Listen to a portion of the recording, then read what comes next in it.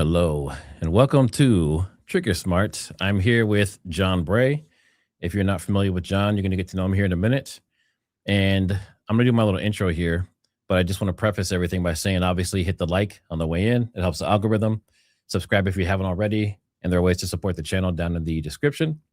And it's very important today. There's already been a lot of uproar and a lot of people acting inappropriately. So I'll be very clear. If you are disrespectful, you'll just be banned or kicked. I have no patience for disrespect or rudeness. If you want to be civil and debate, you are more than welcome. So we'll start off with my intro for YouTube, and then we'll get into the actual stream. Welcome back to TriggerSmart. Tonight we're having a serious evidence-focused conversation about one of the most debated theories surrounding the Charlie Kirk case, Jon Bray's Mike theory. To be very clear up front, this live stream is not about making accusations, harassing anyone, or claiming he knows more than the evidence allows. It is a theory, not proven fact beyond a doubt in court or anywhere else yet.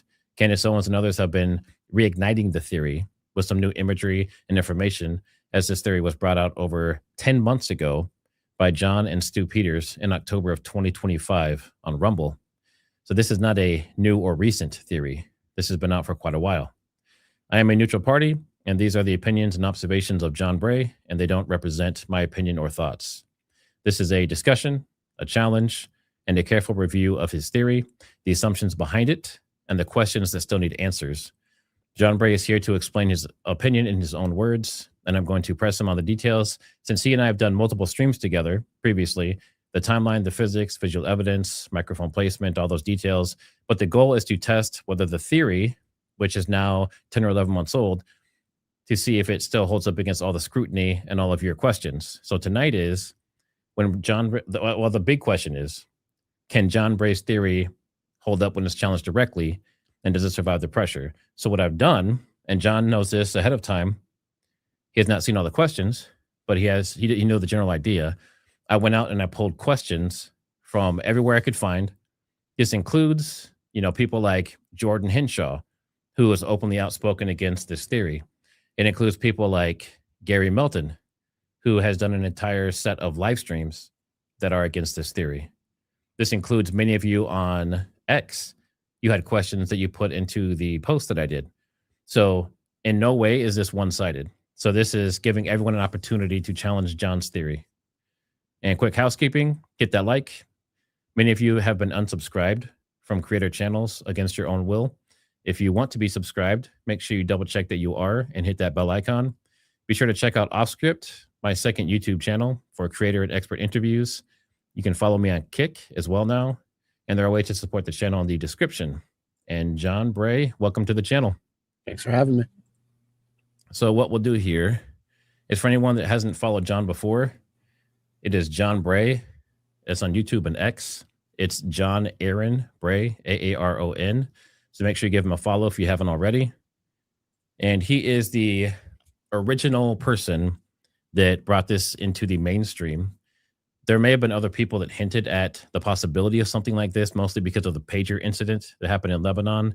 In the early days, like even the same day as Charlie was taken out, we'll say. But you're the one who's done the most research. You've dug the most into it. You've done a bunch of different interviews, and so let's just go ahead and jump into it. Did you have anything you want to say before we get started? Nope. All right. So chat, like I said, feel free to ask any questions you would like. Just keep it respectful, and we'll go from there. All right, pull up my questions here. Remember, this is the questions you guys came up with, okay? First one. This is the biggest question of all the ones that I could find. What qualifies you to speak about and push the Mike theory?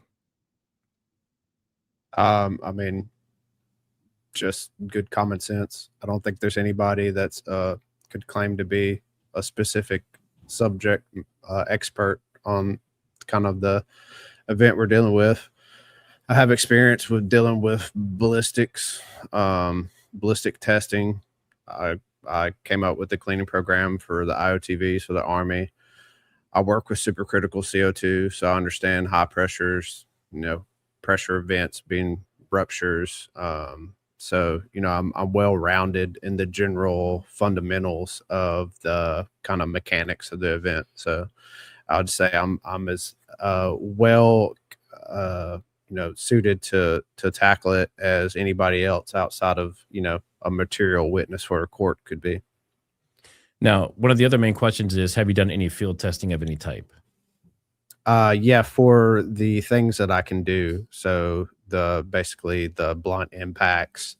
Um, you know, I dabbled in the idea and actually had the CAD design to do the actual energetic device, but the legality issues and safety issues far outweigh the benefits for it. So I'm going to leave that to the experts. If anybody out there is willing to do it, I'll give you all the exact dimensions and the measurements that I have. But I kind of had to pump the brakes on that for the legal reasons. So just to be clear, you're saying that the reason you haven't done some of the field testing with actual charges and things like that is because of the legal issues that could come up. Yeah, absolutely. It's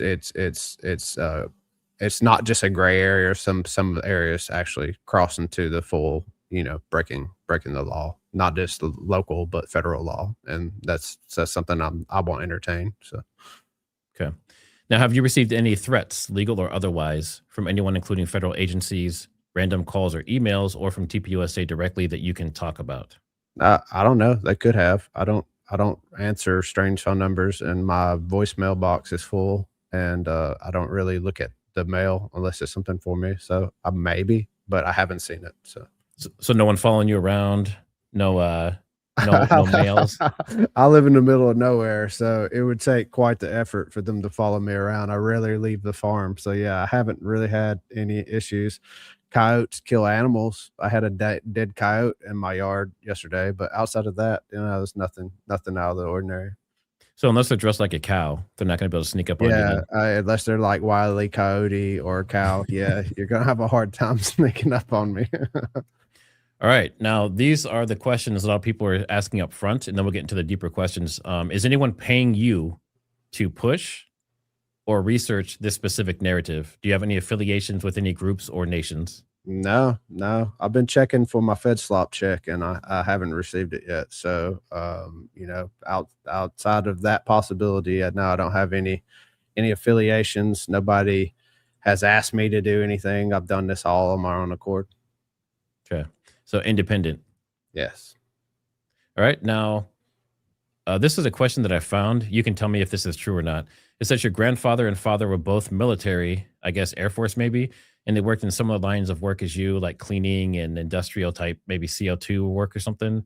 Some question if you were compromised or some sort of military intelligence due to the past military contracts that you've done with cleaning the bulletproof vests and your family ties. What do you say about that? My grandfather was MP in the Air Force, but my dad was born on a military base, but my dad never served. The military contract was because of our expertise. So we're fourth generation. I'm a fourth generation. My dad was a third generation textile, specialist. So when the military had an issue with their textiles, they came to us. We had the technology and the know-how to solve it, and we did. So it's basically just a skill that was higher up with your grandfather, and that was passed on to your father and passed on to you. Yeah, my great grandfather started in the textile business because he was a candy man before, and during the war there were sugar rations and tire rations, so he couldn't make candy or deliver it, so he had to come up with new business, and so that's how it started. So he was a literal candy man. Yeah.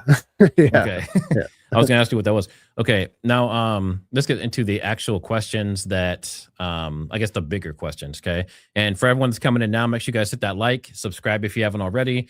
This is Jon Bray. He's the original one that really blew up no pun intended, blew up the mic theory. And we're taking all the questions from everyone who questions his theory, everyone who's like the Gary Meltons with Paramount Tactical and the Jordan Henshaws with the, we'll say the staged theory, right? Like that Charlie is still around. These questions are coming from all of them, plus you guys, the questions you put on X, okay? One of the most common viewer questions is, if there was a significant internal energy release in the microphone area, why didn't we see a shirt burn, rip, tear, or blacken in the footage? And that's a good question. That's probably one of the better questions that have come up. And that just deals with the type of kind of energetic core that we were dealing with the device. It burns extremely clean. It doesn't have soot or smoke, and it's extremely fast. It's a supersonic propellant. So where it dissipates quickly, it leaves very little residue. And because it was in the case, the body of the microphone, there were several layers kind of insulating it and the shirt. So the type of device was very directed. So 90% of the energy goes into the target. It doesn't dissipate. It's not a radial force. And so the little bit of energy that was dissipated in the device, the recoil, if you will, that's was basically displaced on the internals of the device, and we see those cross his chest, and that's what pulls his shirt collar up, and that's what causes the impact on his neck. So we see the energy there. People are just misplacing the energy into other objects, thinking they would all be displaced in just the microphone, but the case immediately failed. So the energy was spread out, and the bulk of the weight of the actual device was in the circuit board and the battery. And because they were injected, majority of the momentum went with it. So the little bit of momentum that was left pushed the back face and the clasps kind of up, and it impacted his cheek. And then as the battery was basically being dragged behind the circuit board, because there's a wire that connects the battery to the circuit board. That's how the circuit board gets the power.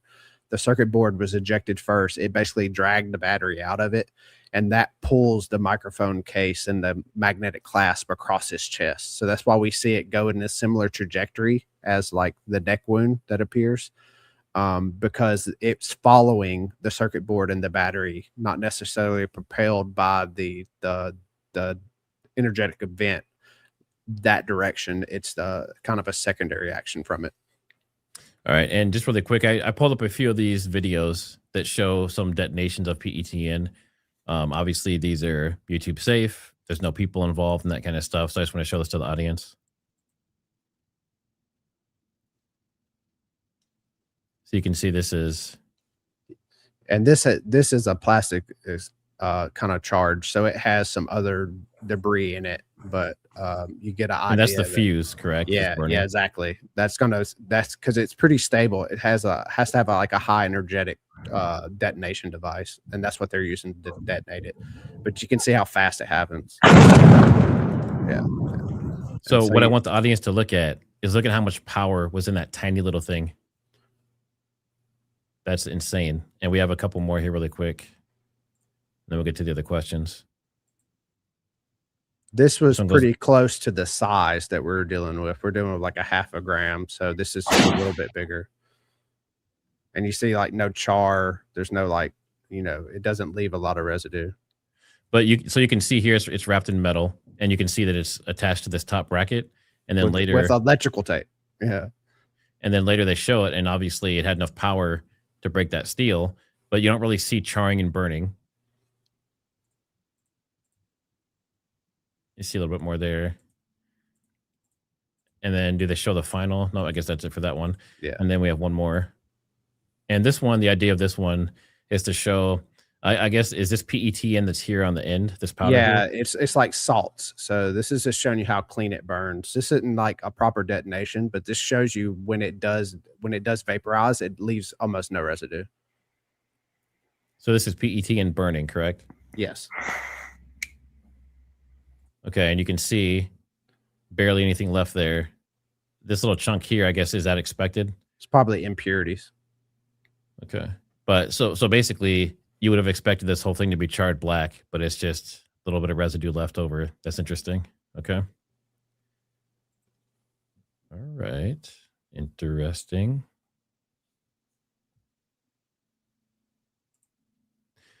All right. So let's get back into our questions here.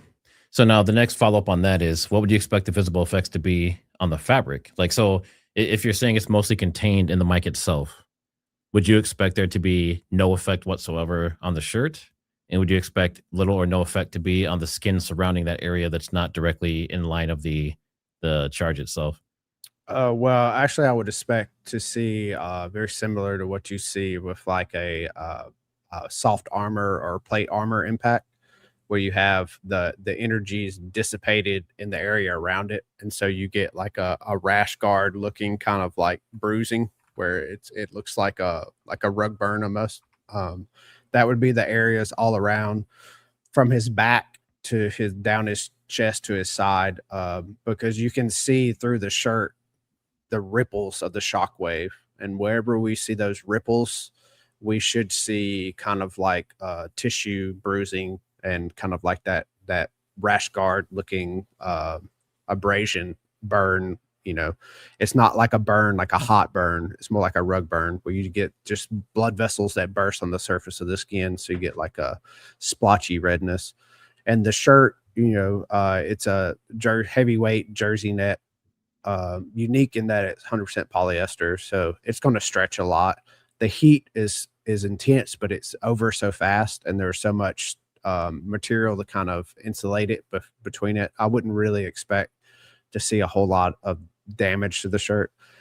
Where it's stretched, maybe you'll see that, kind of like when you stretch a shirt collar out, like it doesn't really rebound fully, it kind of like ends up kind of hanging out a little bit, but it comes back to its general shape. Outside of like the stretching of the yarn, I wouldn't really expect a whole lot. There would be residue all over it, obviously, but it wouldn't be like visible from the outside. You would have to look on the inside to be able to see any of it. And even then, it wouldn't be like black char. It wouldn't be very evident, but you could detect it if you tested for it. So would you expect in an autopsy, if they have the autopsy videos and photos and things in the court, would you expect to be able to tell if the examiner was up close? Would they be able to tell that a charge was used like this? Oh, you would be able to tell that something, a great deal of energy was displaced on his right side when it should just be kind of on his left side. Okay.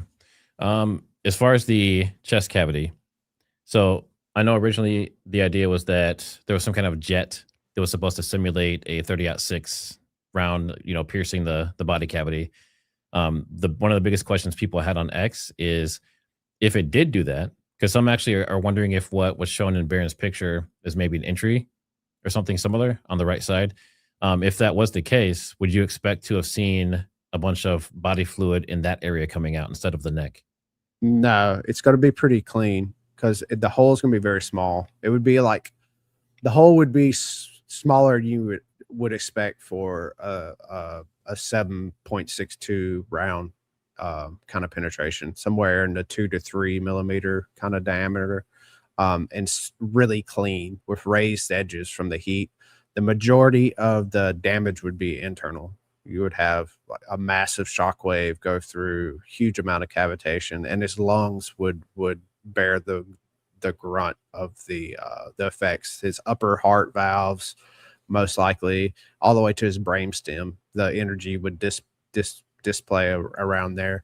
And I've actually did analysis on Candace's the back view where we get to see him from the back. There's a pink stain that appears on his shirt right at the area where the shirt stretches the most on the back of his collar. And so I actually think that the jet was able to barely penetrate all the way through. And there's audio evidence for that too. There's the thoracic response of having your lung cavity basically, pierced, and that gas expanding in your lung cavity basically turns your thorax into a sort of like a instrument, like a drum. And the Zach frequency that you would expect from a person Charlie's size is detected on all the cameras that are close to him. So, there's multiple layers of evidence that indicate that his chest cavity was penetrated by some force. Okay, so just to summarize, you're saying that the force was great enough and powerful enough that it would pierce through his body cavity. It would cause cavitation that would destroy internal organs and that kind of stuff, all the way up to possibly his brainstem, which might explain the posture. And then you're also saying that it was audible in the microphones? Yeah, all the microphones. There's not a microphone that was close to him that didn't pick it up. Even the Canon microphone from the UVU picked it up. That's how audible it was, because it's a very specific band. Its mean average is 58 hertz, so it's pretty low, yeah. Yeah, and so it's the frequency is one thing, but the timing of the frequency and how long it lasts, that really gives you a really good idea that it had to have something to do with it. It wasn't just a random fluke, and it wasn't just in one camera, so it wasn't an artifact. You know, there has to be some physical phenomenon that explains it. All right, let's move on to this here. So this goes with this question. In the photos from the back seat of the vehicle, there's a burnt-looking item and a pouch nearby. What do you think that burnt item was, and what do you believe is in this pouch? Well, I would say this. I'm half on this. I actually am developing batteries. Like before this event even happened, like I'm working on a bacteria cellulose battery. So I know a lot about batteries, and that does have similar layer composition to a battery. And if it was exposed to a lot of heat, that's the type of effect you would see. The battery separators, basically the layers of the battery, are made from polyethylene. So that's exactly what polyethylene would do if it was exposed to a lot of heat. And often these polyethylene separators are like that off-white kind of eggshell color. So, and they're porous because they let the electrolyte material through, but they don't let electrical charge through. So it's along the lines of what you would expect from a battery, but I also think that it looks like coagulated fluids also that are dried. So, you know, we know there was fluids all over the SUV. And so some of it looks like char, but some of it looks like dried fluids. So I'm like 50-50. My analysis on it is like 50-50. I get it both ways depending on which agent I run it through. So until I get another angle, I can't say conclusively what it is. All right. Now, the fluid on it, I understand, is biological. Do you think that the actual thing itself is biological in nature, or do you think it's metallic or polymer? What do you think it is? No, it looks like a non-woven polymer to me. The way that it's functioned, like if it was biological, it would have different effects. Like we would see different coloration. It would be different. I'm pretty confident that it's not biological. Okay. As far as the thing, I don't have a picture of it, but as far as the thing in the pouch that some people think is a pulse oximeter or whatever that may be, what are your thoughts on that? That's what I came up with. So that's what it looks like. Basically, a device to read your blood oxygen levels. So. Okay. How does that fit into or challenge the overall microphone mechanism explanation? Do you think that that thing we just looked at has anything to do at all with any of this, or do you think it just happens to be there? It's hard to say. You know, it obviously has something to do with the event. It's not like some leftover trash from the previous person to rent the vehicle. If it is separators from a battery, then that could explain the piece of foil that was seen. Also, they the battery is wrapped in foil. So if that battery did experience a runaway event, it would separate like that. It would have a high thermal mass that would cause it to kind of melt and come apart, and the foil would more likely come undone as it starts to swell from the heat. So, you could explain a few different things that we saw there.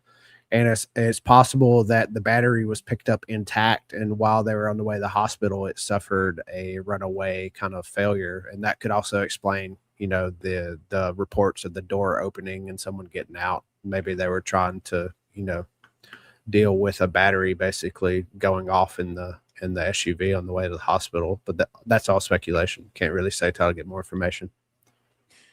Now, this is one of the biggest questions I'm seeing in chat, and also one of the biggest questions that was out after Baron Coleman's episode yesterday.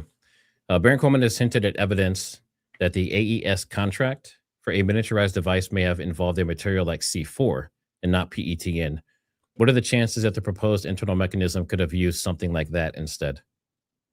Yeah, it's like half a dozen or 12, or it's really not. The size of the charge would be different. The rise time would be slightly different, but they're both supersonic, high energy explosives. It's really not that relevant. I've never really gotten too caught up on knowing exactly what the charge was. The whole thing that attracted the idea of the PETN is that it's very clean. It doesn't leave much residue to be seen for like the eyewitnesses around it. And we had prior use of it in a kind of a hidden electronic device that was in use for a while before it was detonated. So it's pretty stable. But C4 has pretty much all those same characteristics. It's really just a cousin, so it's not that much different. And the AES made both of them. They made, they used both of those compounds. So if it did come out of that facility, it could be either or. Now, what about the cleanliness? Because some people are going to say, well, if it's C4, would we expect it to burn as clean as the videos that we saw earlier for PETN? No, the C4 has plasticizer in it, so it would be a little dirtier. But it's still, as far as like what most people consider, like when they think of the explosive, it would still be really clean. For like an energetic event, you would see little to nothing left over from it. You would have to get really close to the thing that, any objects that were close to it to be able to see the remnants of the event after it was done. So are you still thinking there'd be no charring of the shirt, no tearing, ripping, none of that kind of stuff as well with C4? Yeah, if it was, I mean, there's no reason to overdo it. They would size it accordingly. So, if the whole event was made to kind of mimic what we would expect from a rifle impact to the chest, they would just adjust the charge accordingly. So it would have a little more actual charge in it, but as far as the effects would be the same. All right. And in chat, I put the Baron photo. We cannot show it on YouTube for obvious reasons. If you want to see it, or if you've never seen it, you can check it out. Unfortunately, it's on X. So if you don't have X, you might not be able to see it. But this question is about this photo that Baron shared, and it shows what appears to be burns or damage in certain areas of the chest. How does that align with the road mic theory? And what do you make of the rectangular negative space and the area near the right chest, kind of on the ribs on the right side there, that he was showing some imagery for? Yeah, that could just be explained by a really lean portion of the body. So, the cavitation is a fluid effect. So wherever the body's super lean or there's not much loose skin, you're going to get less cavitation. So you'll get less of that bruising and rashing. So it could just be a portion where, it's more bony and less fleshy there. So the shock wave didn't cause as much kind of like surface damage to the skin. It's hard to say. It's super blurry. I mean, you can't really make out a whole lot from it. And we're only seeing maybe like three-quarter at best, maybe half of the actual shape of it. So, it's kind of really subjective than anything else. And what about the kind of rectangular-ish looking shape? Again, I agree, it is kind of blurry.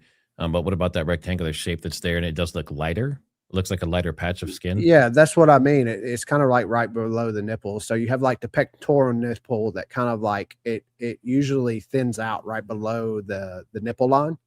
And if you feel on your own body, like if you're pretty lean, there's not a lot of meat or flesh underneath there. It's pretty much just bone. So if we were seeing the effect, that bruising that we're seeing is the effect from the cavitation kind of rolling through the flesh.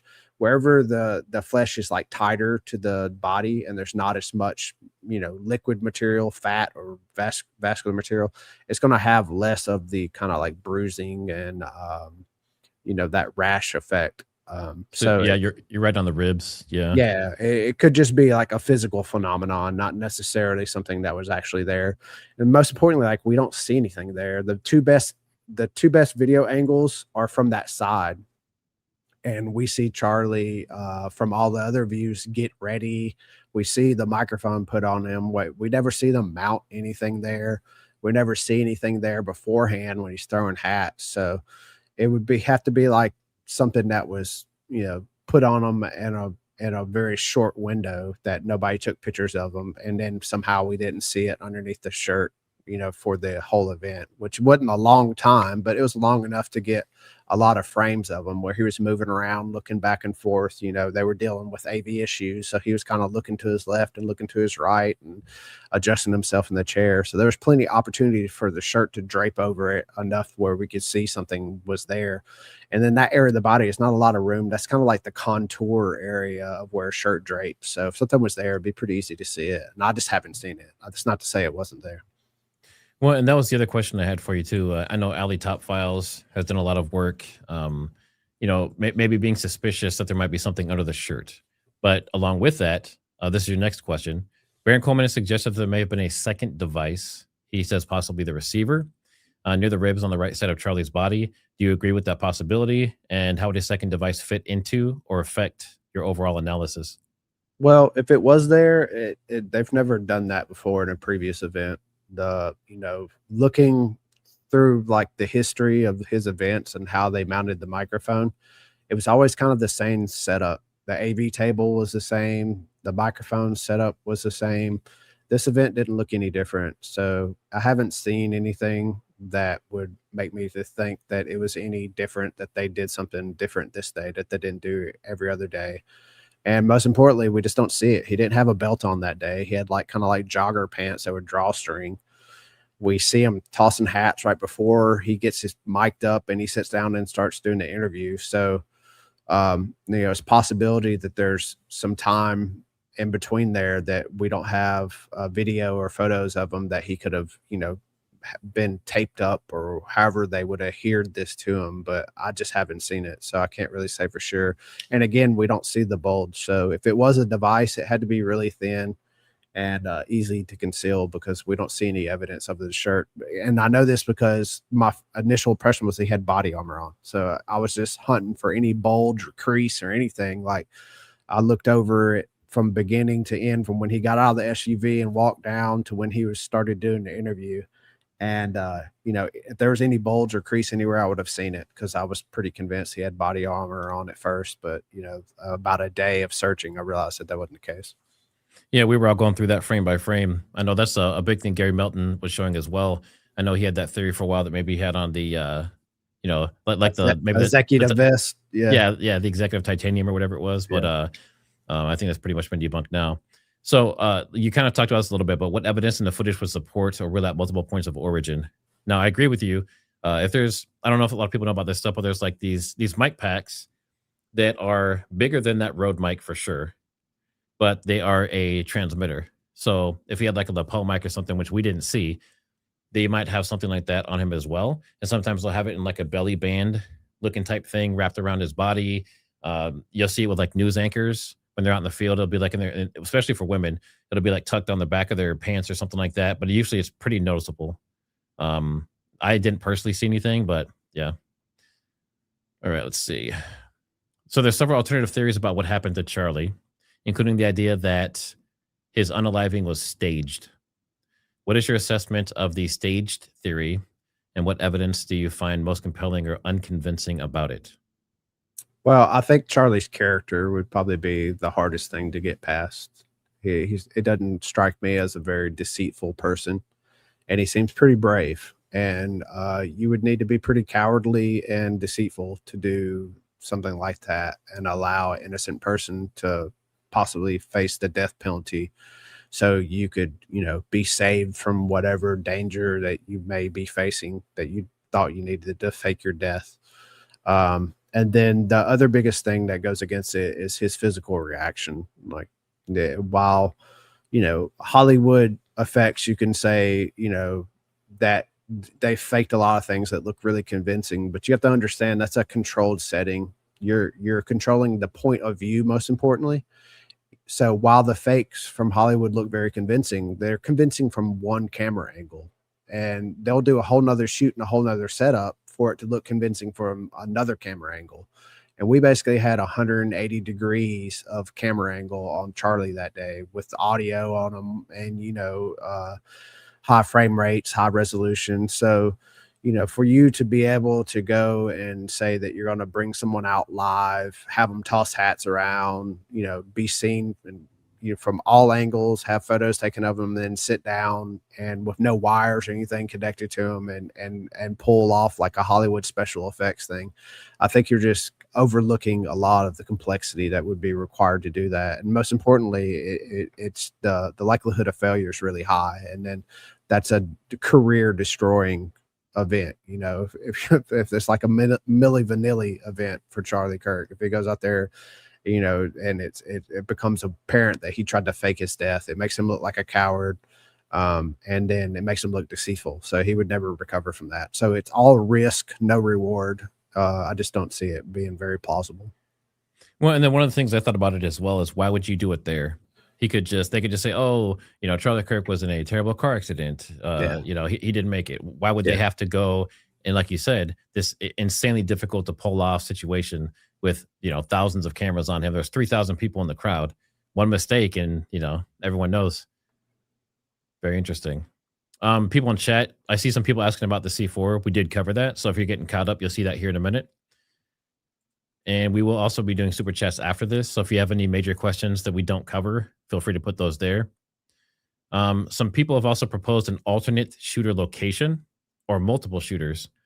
How do those theories compare to the microphone mechanism explanation when you look at the available angles? So this would be either the FBI official narrative that it was Tyler Robinson with a 30-06 or Range Day Bro or the other doctor that had maybe it was like the Sorensen Center. So what are your thoughts on any of those alternative theories, as well as your thought that there was a firearm involved, but it was an audio trigger or something similar?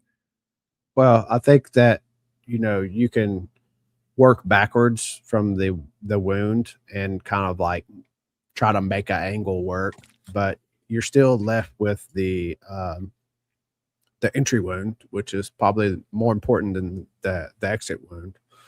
And then you have the audio of it. So obviously a supersonic round was fired that day. Nobody can argue that. That was captured on too many cameras, and the timing of it is pretty clear to the trajectory and the distance that it was fired from. So you have to have a multiple shooter scenario. And if the shooter is coming from in or near the crowd, then you have to have someone's going to notice it in the crowd. Even if it's a subsonic round, like, you're still going to hear the bullet kind of flying back by you. You'll hear the metallic kind of sound of the device cycling. And again, you have no entry wound. So it's kind of they're usually loosely based on a few angles, and they'll pick a few data points that they can kind of piece together.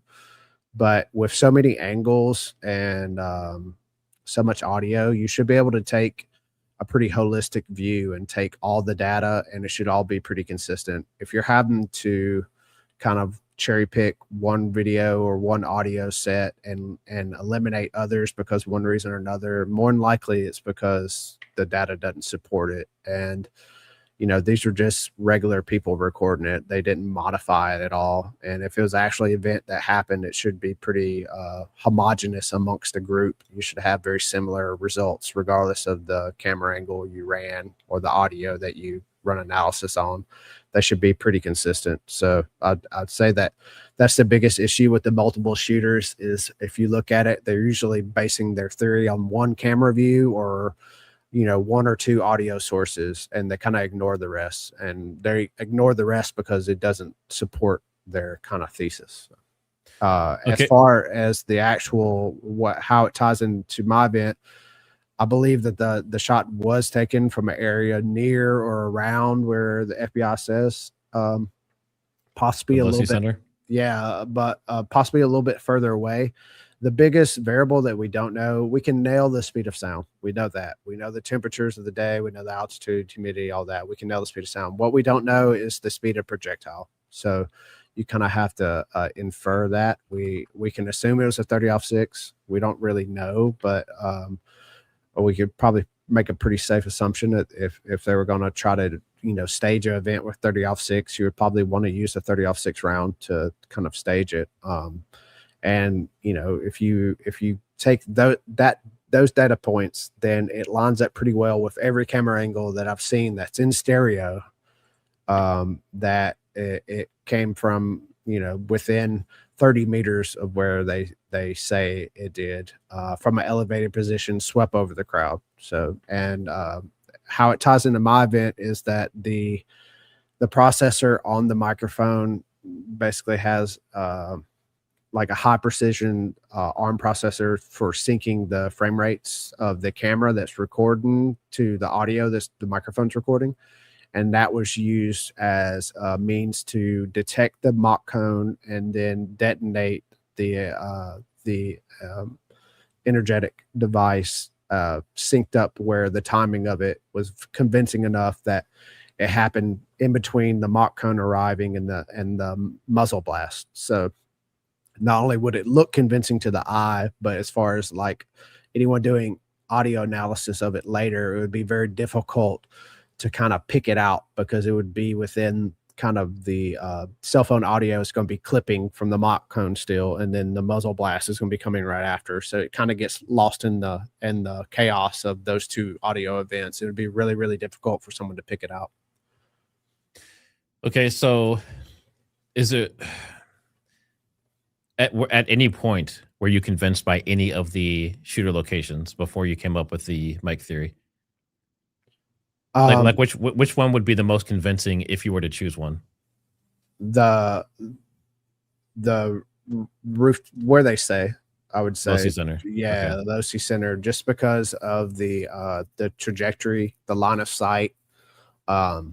The biggest rub is the neck wound. Like if they would have said that there was a shot from the OC Center and it struck his chest, like it would be hard for me to say that, you know, the bullet didn't cause the fracturing of the microphone and you know, the neck wound was a secondary action from shrapnel from that impact. Because it would have been, you know, it would have lined up. The energy would have been there. It would have been a freak occurrence, but you could definitely see how that could be possible. But with the trajectory of the bullet from the not only the angle, but the kind of the downward trajectory of it for it to impact his neck on that far of the zone 2. And then, you know, for them to claim that there's no exit wound, it didn't make any sense. There's no signatures of a high velocity impact in that neck wound. So, you know, there's the math didn't math with that. And that's really what drew me into it, to try to explain what the neck wound was. When I realized it wasn't a ricochet off of body armor, then, you know, that drew me in to try to explain what it was, because it obviously wasn't a direct impact of a 30-06. Okay. Make sure I got it. I think we got all those theories. Yep. Okay.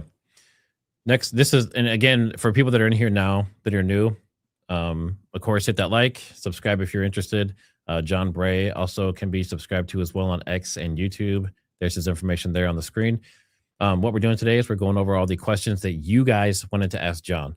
So this is anything from Paramount Tactical, from Jordan Henshaw. This is from people all over X, people on YouTube. Anyone that was challenging the theory or had just questions in general about the theory, that's the questions we're going over. So this list was made from you guys.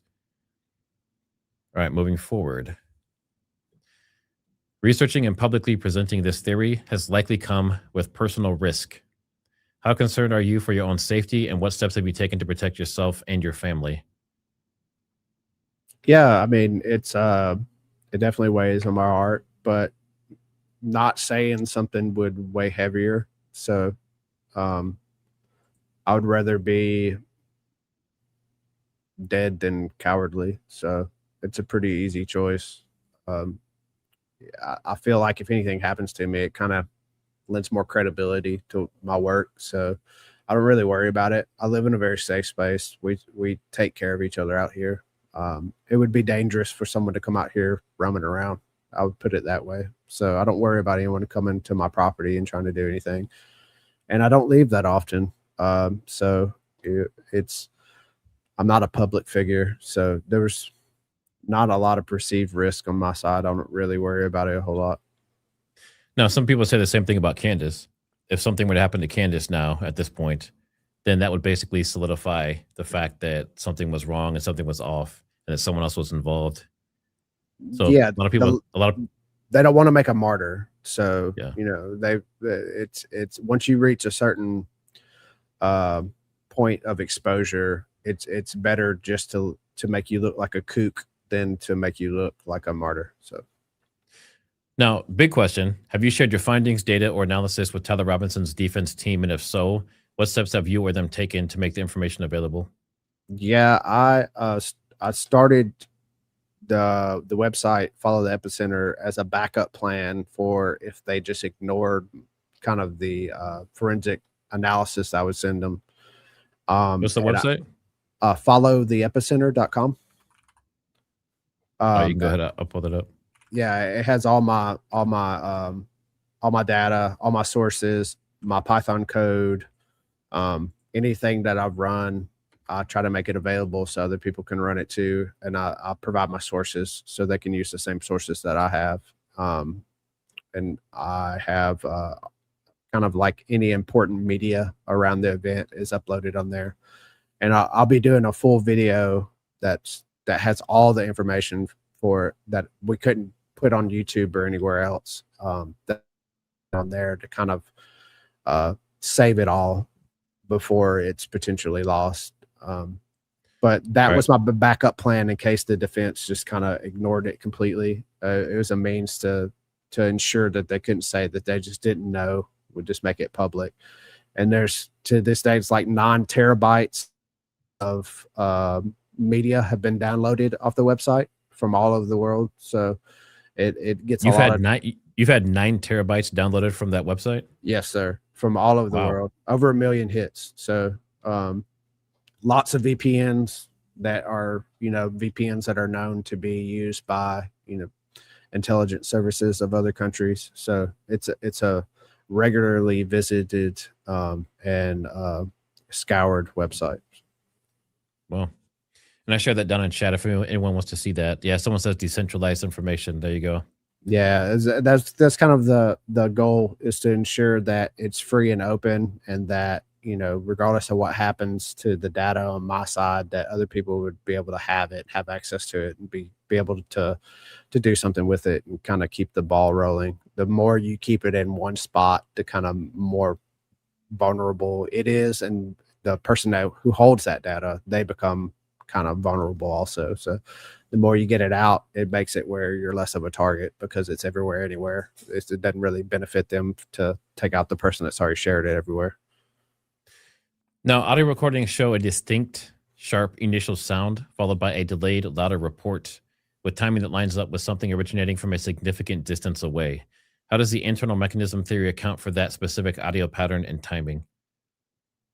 So it's difficult when you look at the cameras that are close to the tent, because there's so much overlap, and these are all cell phone cameras. And so they have compression, and then they're also clipping from the mock cone, because the mock cone's, way louder than the microphone's limits.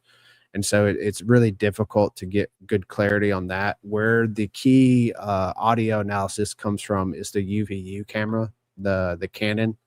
It had a shotgun mic, which is the audio that everyone's heard, which is the gain's turned up way too much on it. And so it's clipping pretty much the whole event. There's not much useful data from it.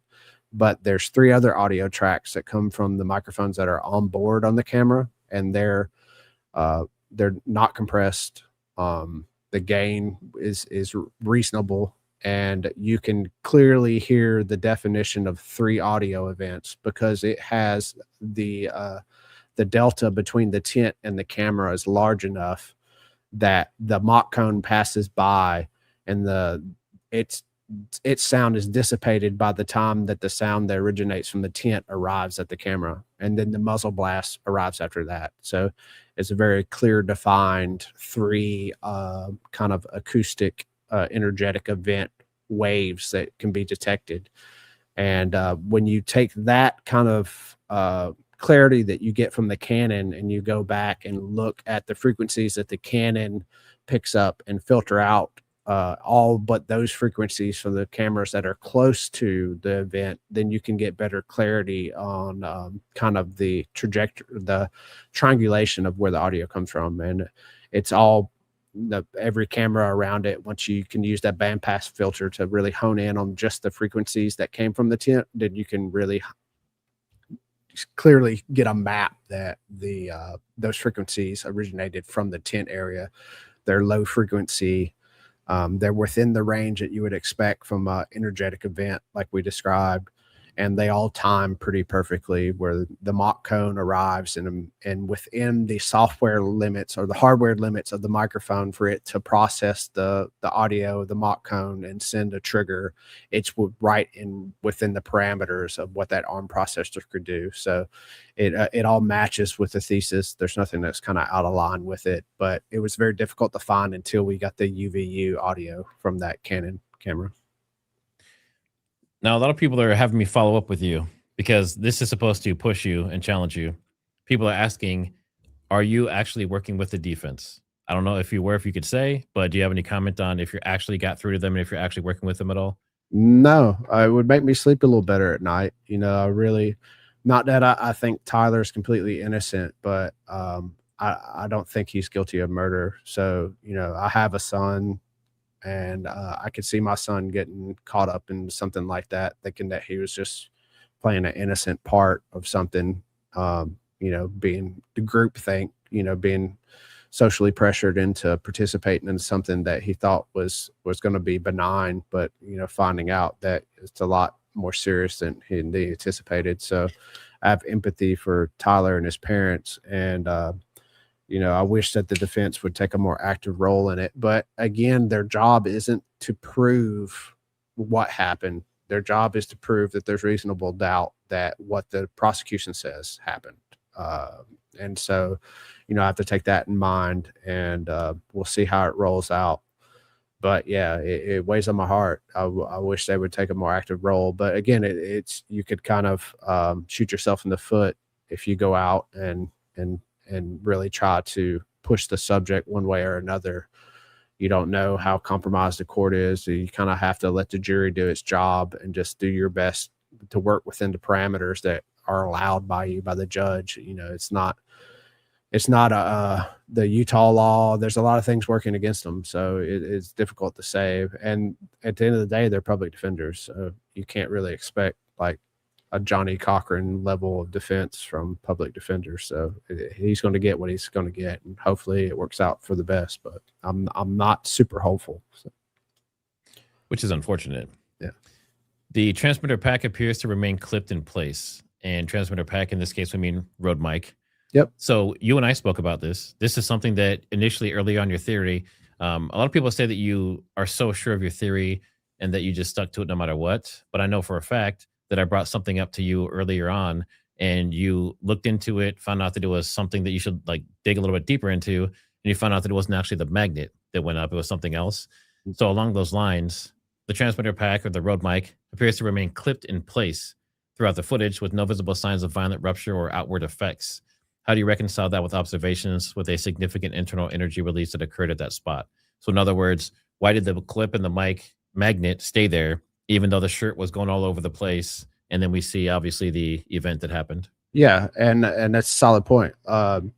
When we first had the first few videos available, the magnetic clasp seems to disappear.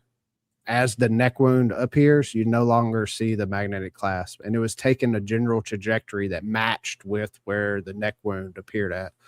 And so that left me with the assumption that the magnetic clasp came loose and caused the actual neck wound. But kind of like with the audio with the UVU, the video from the UVU shows that the magnetic clasp stayed attached and the shirt folded over itself and covered up the magnetic clasp.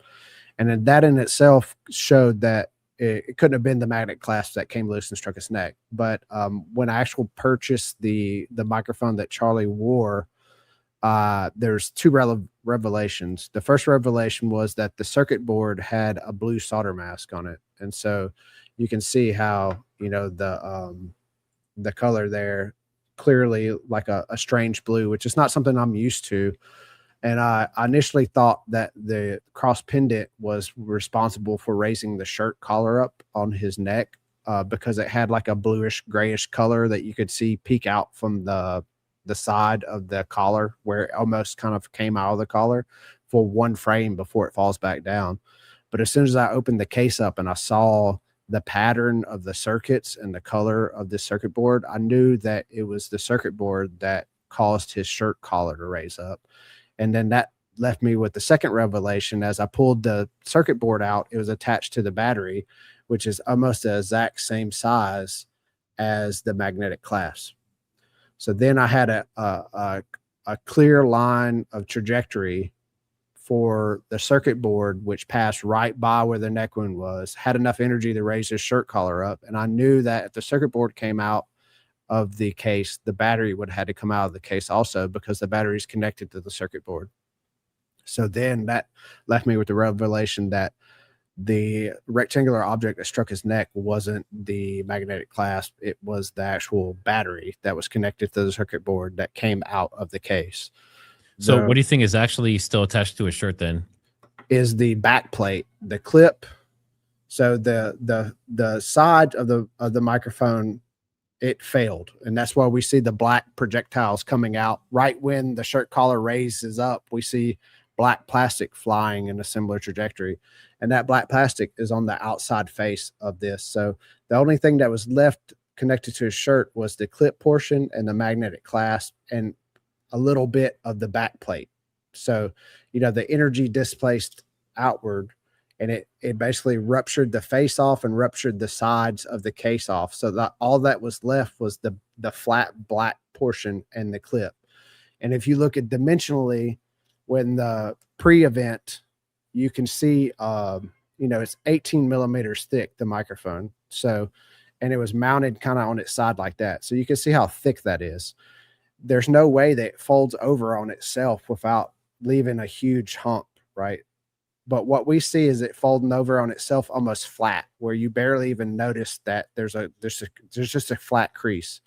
And so the fact that it stays attached is evidence that the case wasn't there anymore. We're not seeing the bulk of the case left on the shirt. As soon as the necklace breaks, we no longer see the width or the thickness of the case. All we're seeing is the width and the thickness of the clip portion. And so that's why it moves so easily and hides itself so easily.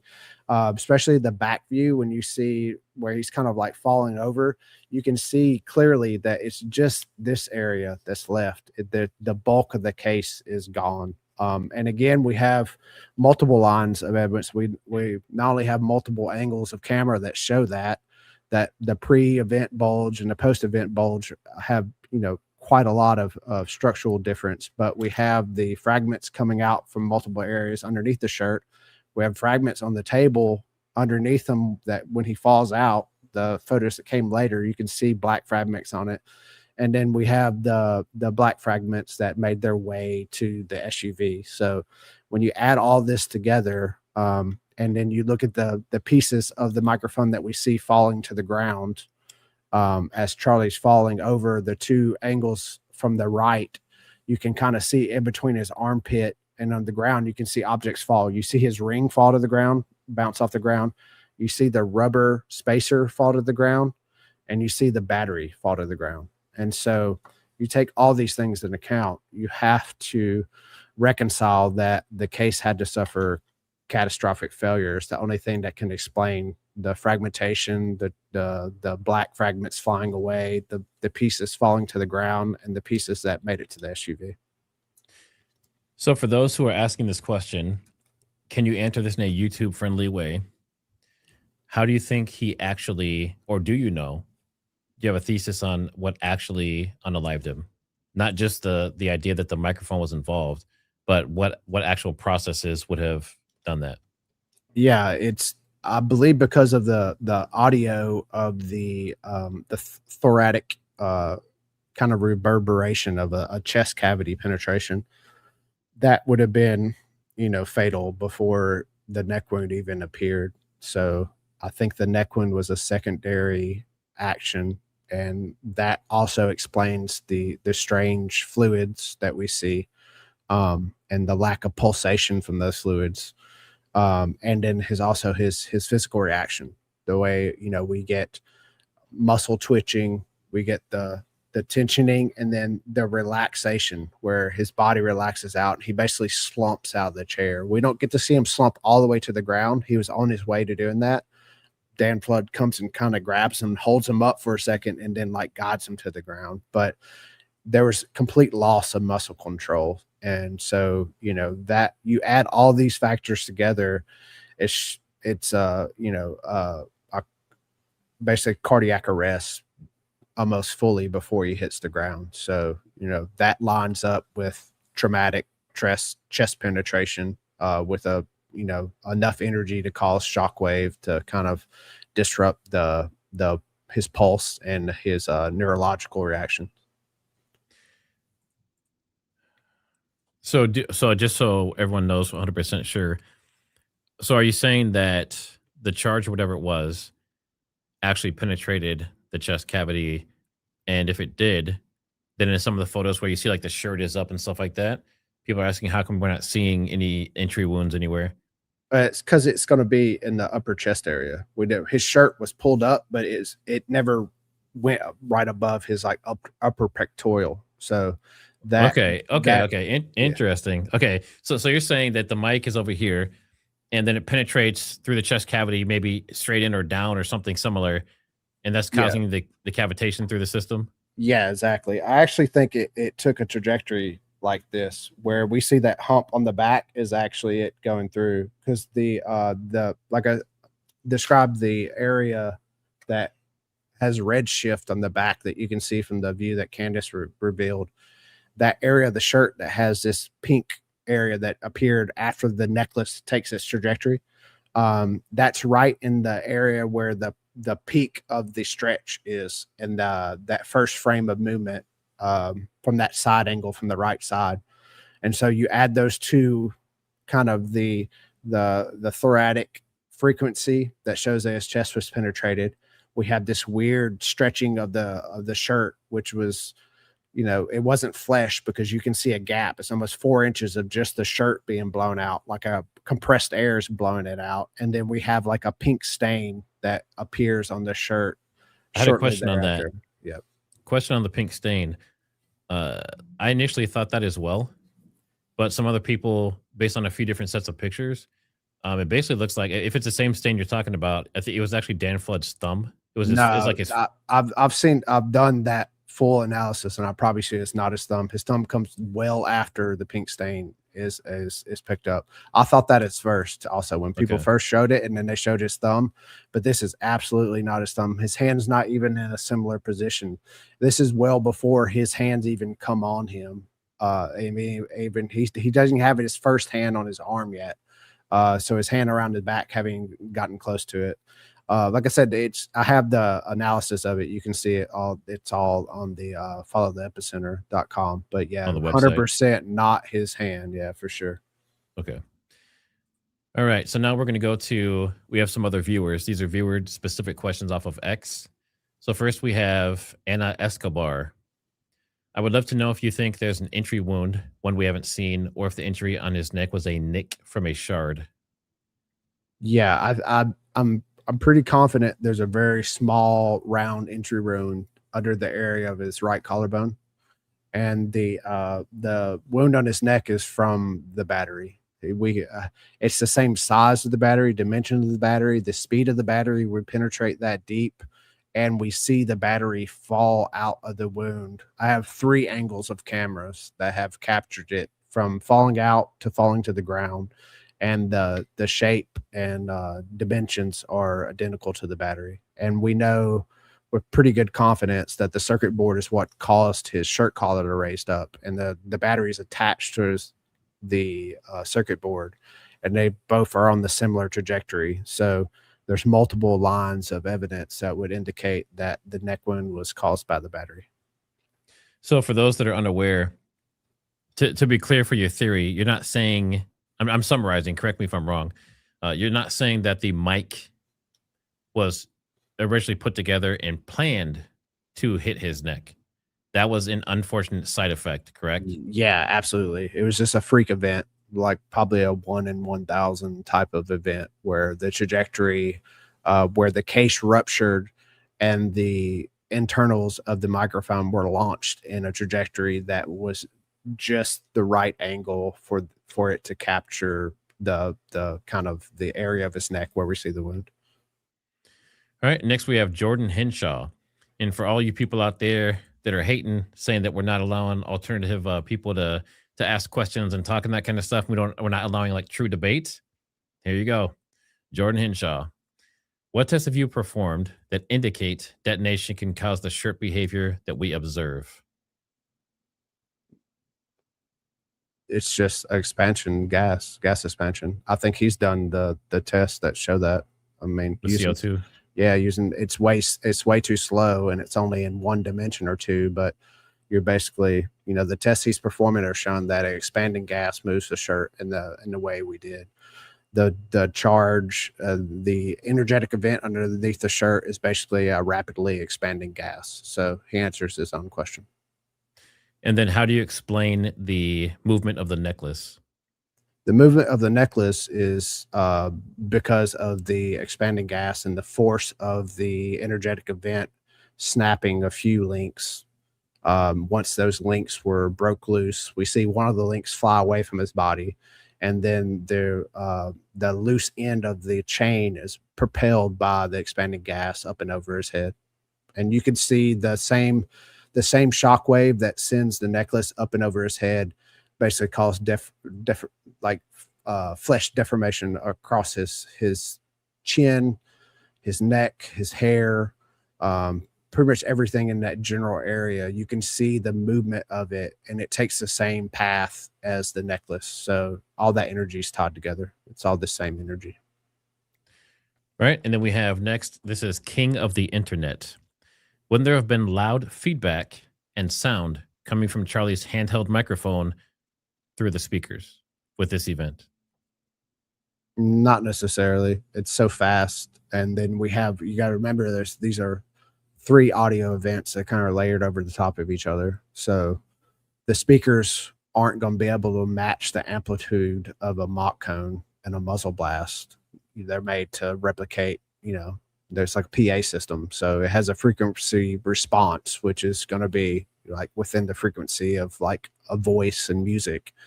The mock cone is a broadband kind of frequency that's created from the tip of the supersonic projectile. So they're just orders of magnitude lower than the rest of the sound. So even if it was feedback, it would be really hard to get resolution of it because there's so much other loud sounds going on at the same time. Based on the audio that you've seen, do you agree that there was a supersonic event that happened? Absolutely. Yeah. Supersonic event that originated from an elevated position and swept over the crowd. And, within 3 meters of the tent, it passed. So in between Charlie and the 2 cameras on the right side, I can say with certainty that bullet passed through there. Now, what would you say to the people that say, why would they need all of that? If they're just going to take him out, why would they need the gunshot? What purpose does it serve? Well, because if you just detonate device on Charlie, then everyone knows the lone wolf story is out of the question. Like Tyler Robinson isn't going to craft a high order explosive in his bedroom, sneak into TPS USA, swap the microphone, and then somehow be able to trigger it, through connecting to it, unbeknownst to the AV team. So, if they were going to use the target opportunity that was the microphone, they needed something that was more benign and could be explained as a lone kind of a rogue actor that had a beef with Charlie for one reason or another that took a course of action. And the easiest thing to explain that is a rifle shot, especially because the frequencies that you get from these sort of detonations, they're very similar to a rifle shot. If you go back and look at the Lebanese event when they were having the funerals for the pager event, you can hear when there's like a view of the crowd that's at this funeral, and you hear the walkie-talkies go off. It sounds like a rifle shot. It's nearly identical. The frequencies are very similar. The rise time is faster and it kind of dies off quicker, but humans' ears aren't that, accurate about hearing that sort of thing. Mainly we hear how loud it is and the frequency it is, and it's very similar to a rifle shot. So it's pretty much the perfect acoustic cover for it. And then it gives you the ability to tie a lone wolf actor to it just by, finding a rifle that they had and placing it at the scene. You pretty much have enough evidence to kind of run with it with court. And that's what we're seeing. So, all right, for this next one, we have an image to go with it. And this is on your X account. The exact road model microphone face shattered and placed on automobile carpet next to the SUV photos. So on the left side, this is what we're seeing in the SUV that Candace was showing those pictures. And on the right side, this is what you did, correct? No, my pictures are cropped in. Those are the background images that are a little blurrier are both Candace's images. My images are the images that the squares that are within the squares. The smaller squares are my images. Gotcha. Okay.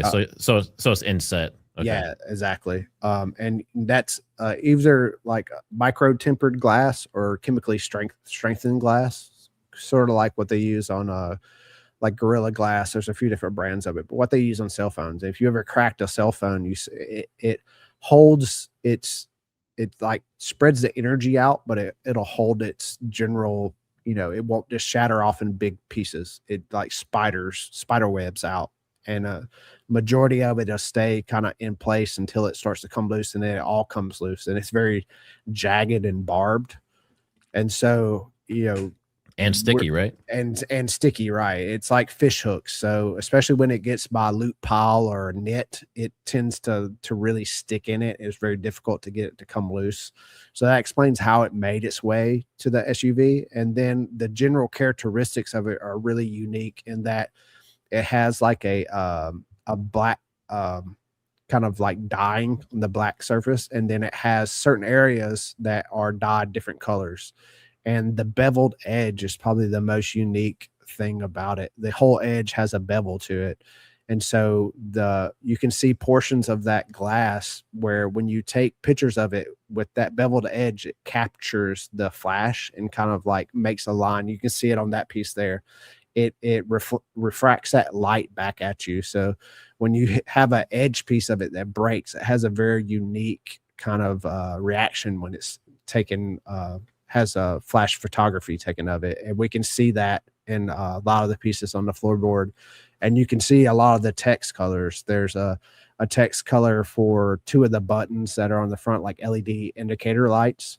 And then obviously the actual Omega O is in gray, and you can see a lot of those features in it. But the general characteristics of the glass is unique enough to really pinpoint that it more than likely the source of all that glass is from that face of that microphone. And the reason that it made it to the car is because the chemically strengthened glass, when it breaks, it has barbed ends, and the jersey net shirt that he was wearing basically captured it like a fishnet. And so when they bunched his shirt up and carried him to the car, it was basically holding all that in. And when they cut the shirt off or did whatever they did in the SUV, it started to come loose. And that's why we see the majority of it in between the captain chairs, because that's where they basically had his body stretched out over. So as they're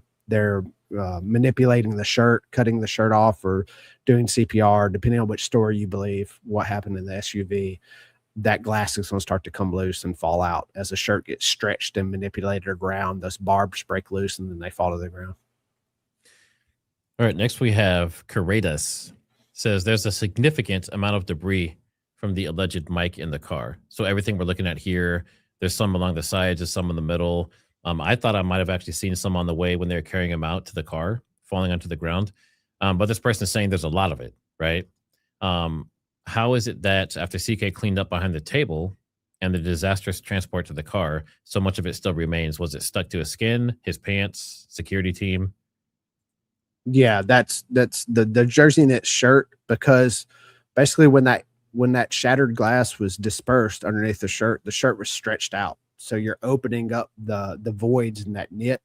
And then as that glass impacts it, it gets deep into the void, and then the shirt relaxes and collapses around it. So it was like a perfect glass trap to ensure that, whatever fragments got trapped in the jersey knit, they would have a really difficult time getting out. And then the way they carried him to the SUV, the shirt was kind of pulled up and bunched. And so it wouldn't have a lot of opportunity to fall out. The larger pieces would be more likely. The ABS plastic would be more likely to fall loose because it doesn't have those jagged ends. But the majority of the fragmentation that we see from the SUV appears to be the glass fragmentation. There are some pieces of ABS plastic there too, but the ABS plastic I see on the table, and like you mentioned, I believe a piece or two fell on the way to carry Charlie out. And I believe that was the majority of the fragmentation they were looking for when they were kicking the grass around underneath the tent, kind of like the whole security team was walking around looking at the grass kicking around. I believe that was kind of what they were searching for. And at the end of the day, that was probably the motivation to have the grass pulled up, because there's no way you would ever be able to get all the fragmentation. And a single piece of that being found and tested could unravel the whole operation. So, you kind of add all of these things together and it starts to make more sense. Now, the other part of this question was the amount of material. So when you look in the vehicle and you see all of that material that's going across the middle, and you see all this material here in this picture, it seems like there's quite a lot of it. Do you think that just the one face of that mic is going to cause this much glass to be laying everywhere? Well, you have the glass and then you have the case itself. So you have the faceplate. Hold on, let me switch the screen here really quick to a better shot for you. So that's the faceplate that holds the glass. And see, it has like adhesive on the back. There's still glass stuck to it. And then you have the whole side of the microphone that would have suffered failure also. And then that's all the glass pieces in there. So you can see it's quite a lot. That's in a big pile. So if you break those into smaller pieces, then it could cover that area. And you have to remember, you're seeing multiple pictures of the same piles. You're just seeing it from different angles. So it's not nearly as much glass as you would imagine. All right. Next, we have Audio Freak. How do you validate that your optical flow epicenter corresponds to the physical origin of the event rather than the point of greatest visible motion? Well, I believe they coordinate. Wherever you're going to have the most expansion, you're going to have the most pixel movement, especially when you take multiple angles. They're going to account for the depth of pixel movement that one camera angle can't. So when you take multiple camera angles from, call it 130 degrees, you'll be able to pinpoint with pretty good accuracy where the epicenter of the energetic expansion is. I just want to say really quick, I see people in chat that are being disrespectful and just talking crap. Mods, feel free to kick them, time them out, give them a 30-minute timeout first. If they keep going, just kick them off the channel. I said we're more than welcome to have people here and debate and be respectful. If you're being disrespectful, you're gone. You're doing it to yourself. Congratulations. All right. So that was the top main 20 questions that we had. How are you doing on time? 45. We got like 43 minutes. Yeah. Okay. All right. So we'll do a few more questions and then we'll get to the super chats to make sure we don't miss any. Yeah, we'll move to this. Okay. So walk us through the turning point when the evidence shifted your thinking toward the microphone as the point of origin. What specific visual detail or measurement made that shift for you? The pixel flow analysis, when I got the angles from the right side, Cubs video, Mark's video, they really shifted where I was pretty certain that the collarbone area was the kind of epicenter of it. From my first runs of the kind of like that Trump hat angle where the lady with the Trump hat's kind of obstructing the view. And then the far left-hand video that's kind of from far away but zoomed in, that shows the shirt collar stretching up, really well. But the resolution wasn't that great. The pixel analysis is only as good as the amount of pixels you have and the frame rate. And the compression is going to kind of like lower the quality of the resolution of it. But when I ran Cubs video, which was like our original it was the move file from the iPhone, 1080p, 60 frames per second. It was just undeniable. It's almost like a cross view. He's almost behind Charlie a little bit. So you get really depth of dimension of the expansion out. And you can see the actual microphone class raise up and impact his like jawline and then turn and kind of move towards the left side of his body. And then what was really settled it for me was getting clear resolution of the speed of the necklace and where the necklace was snapped. You can't explain the necklace snapping and the necklace trajectory by any other event, really. It snaps right underneath where the microphone was mounted, and then it's launched up and over his head to the opposite side of his body. So which happened first? So in your analysis, was the shirt moving first, or did the chain snap first, or like what's the order of events that you see? They rear shirt collar stretches dramatically and the necklace snaps at the same time. That's the first frame of movement, the very first thing that you see moving. Immediately before that, you see gas escaping from the front of the collar. So, but there's no real movement anywhere. You just see the diffusion of the gas coming out, kind of disrupting the pixels around it. And then the very next frame, you see the shirt collar stretch on his back, and you see the necklace already passing like his jawline, and it's moving so fast it's just a blur. It looks like a crease in his skin, but when you really go and treat it, you can see that it was clearly the necklace. And then the next frame, the necklace is like almost over his head, kind of like making an arc around his It was ear. moving fast. Yeah, it was moving. That's a 60 frames per second video, so for it to be moving that fast, it's like over 300 feet per second. And then, when I saw that it was powerful enough to snap the necklace mid-link and send it flying with that much speed, and then from that angle also you get to see how his flesh was deformed, and it was just, you see his whole shape of his face change from that side view. And the back of his head too. The back of his head, you see his hair stand up, and it's like he gets a double chin. His whole silhouette changes for a frame or two. And so, it's just, you can't walk it back when you see that. It's just obvious that whatever that was an extremely high order, energetic expansion. And it was over in an instant. It was over so fast. As fast as it began, it's like 3 frames and it's back to normal. You just see the aftermath of it. It's just hard to explain any other way. Now, as far as the delayed body fluid that comes out of his neck, how do you explain what caused the actual delay itself? So say if what you're saying is true and the battery went up or whatever, hit his neck or whatever it did, why is there like a kind of at least like a 1001 before there's anything coming? It's 0.44 almost. So we have the travel time. So we have to have the travel time of the case kind of opening up, the PCB board coming out, the battery following behind it. And then it's kind of weird how it works out that, the PCB board is lifting the shirt collar up while the battery is actually making its impact. And it's not until the PCB board falls and we see the kind of remnants of it. And it's just like a spot there for a little while. It's like 2 frames that there's just a spot. And then it kind of like morphs into something greater. And then you see the first remnants of fluids. And it's not until he like starts to actually slump out of the chair that you see like a flop. And then the fluid starts to come out. And so, there's like almost just, it's like the pressure just dropped.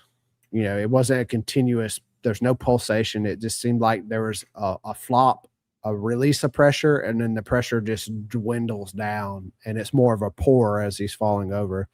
And that just doesn't align with what fluids should look like when they have some pulsation pressure, like a pulse, right? Yeah, a pulse is putting continuous pressure every beat. We should see the pressure drop, increase, and we don't see that. We see the pressure release and just kind of die off, and we don't ever see any pulsation. It's just kind of, a one and done event. By the time he hits the ground, it doesn't appear like there's any heavy fluid flow from that point on. So, you combine the delay, the rectangular shape, and kind of the dynamics of the flow,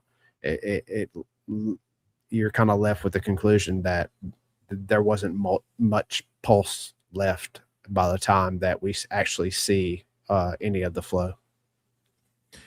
All right. And for fairness, because I said I was going to, basically anyone that wanted to challenge your theory, I was going to let anyone ask questions. So what I did is I took the live stream that Paramount Tactical did, and I got questions based on basically why he was debunking it.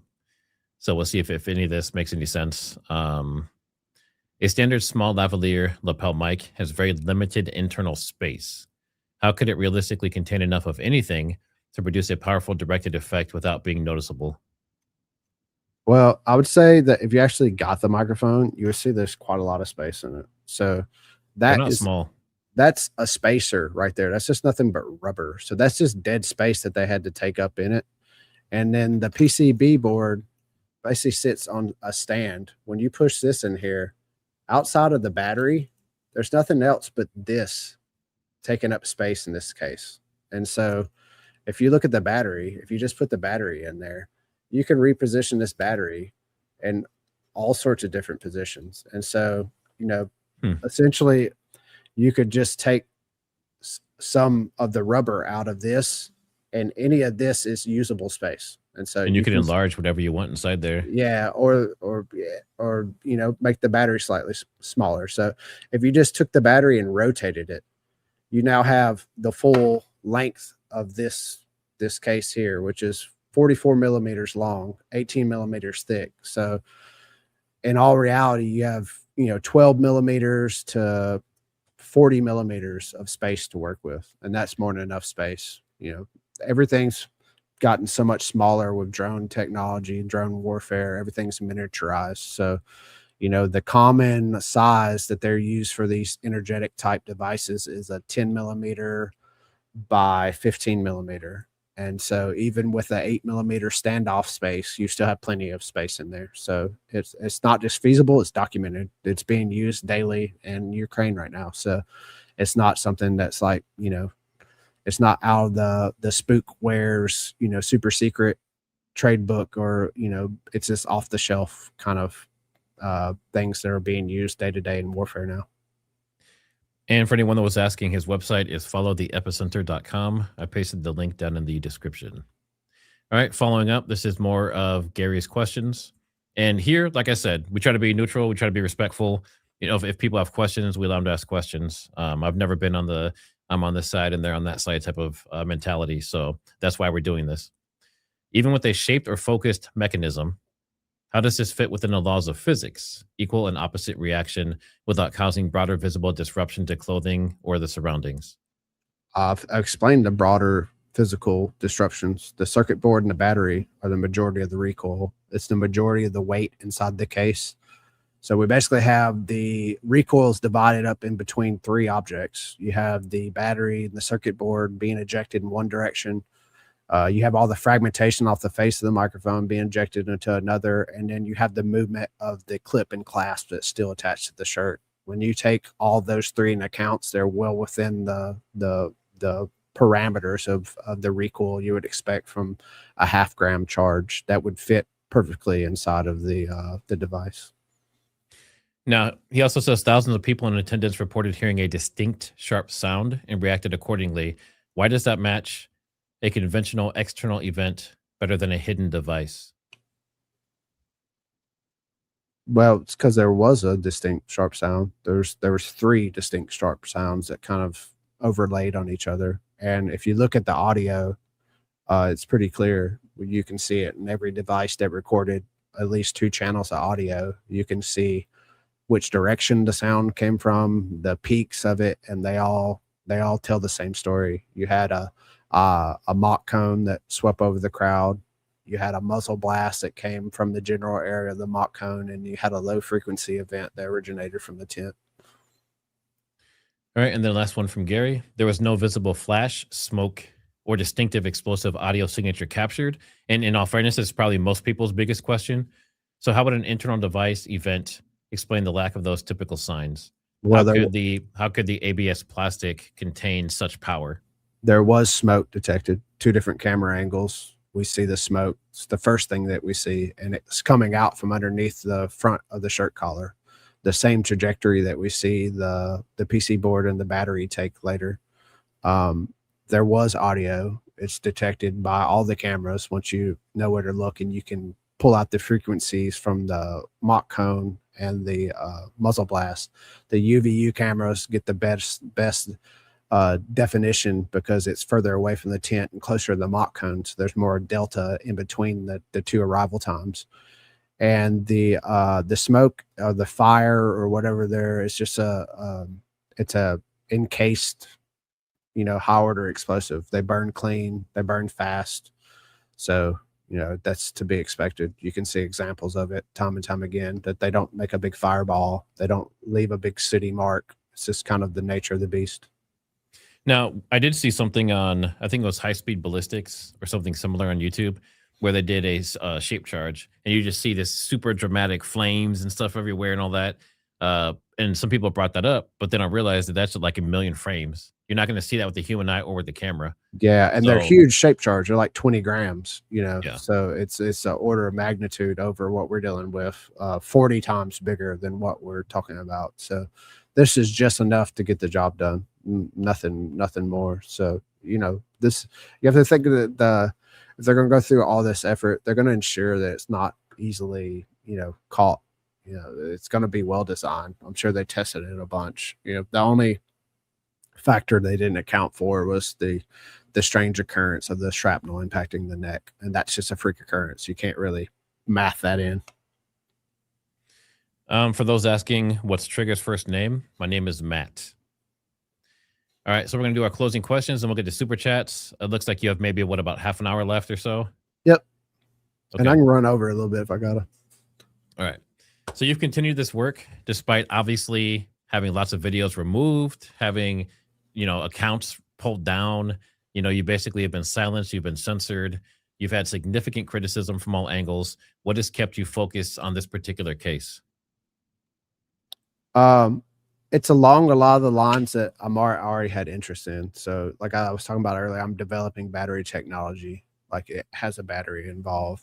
I've worked in ballistics. I understand kind of, I was on the protective side of ballistics. So this type of fragmentation injury was the very thing that I was developing technology to protect against. And then it's just, I'm tired of being lied to. Like, my whole life, it's just been one lie after another. And so I've learned to recognize the signs, and,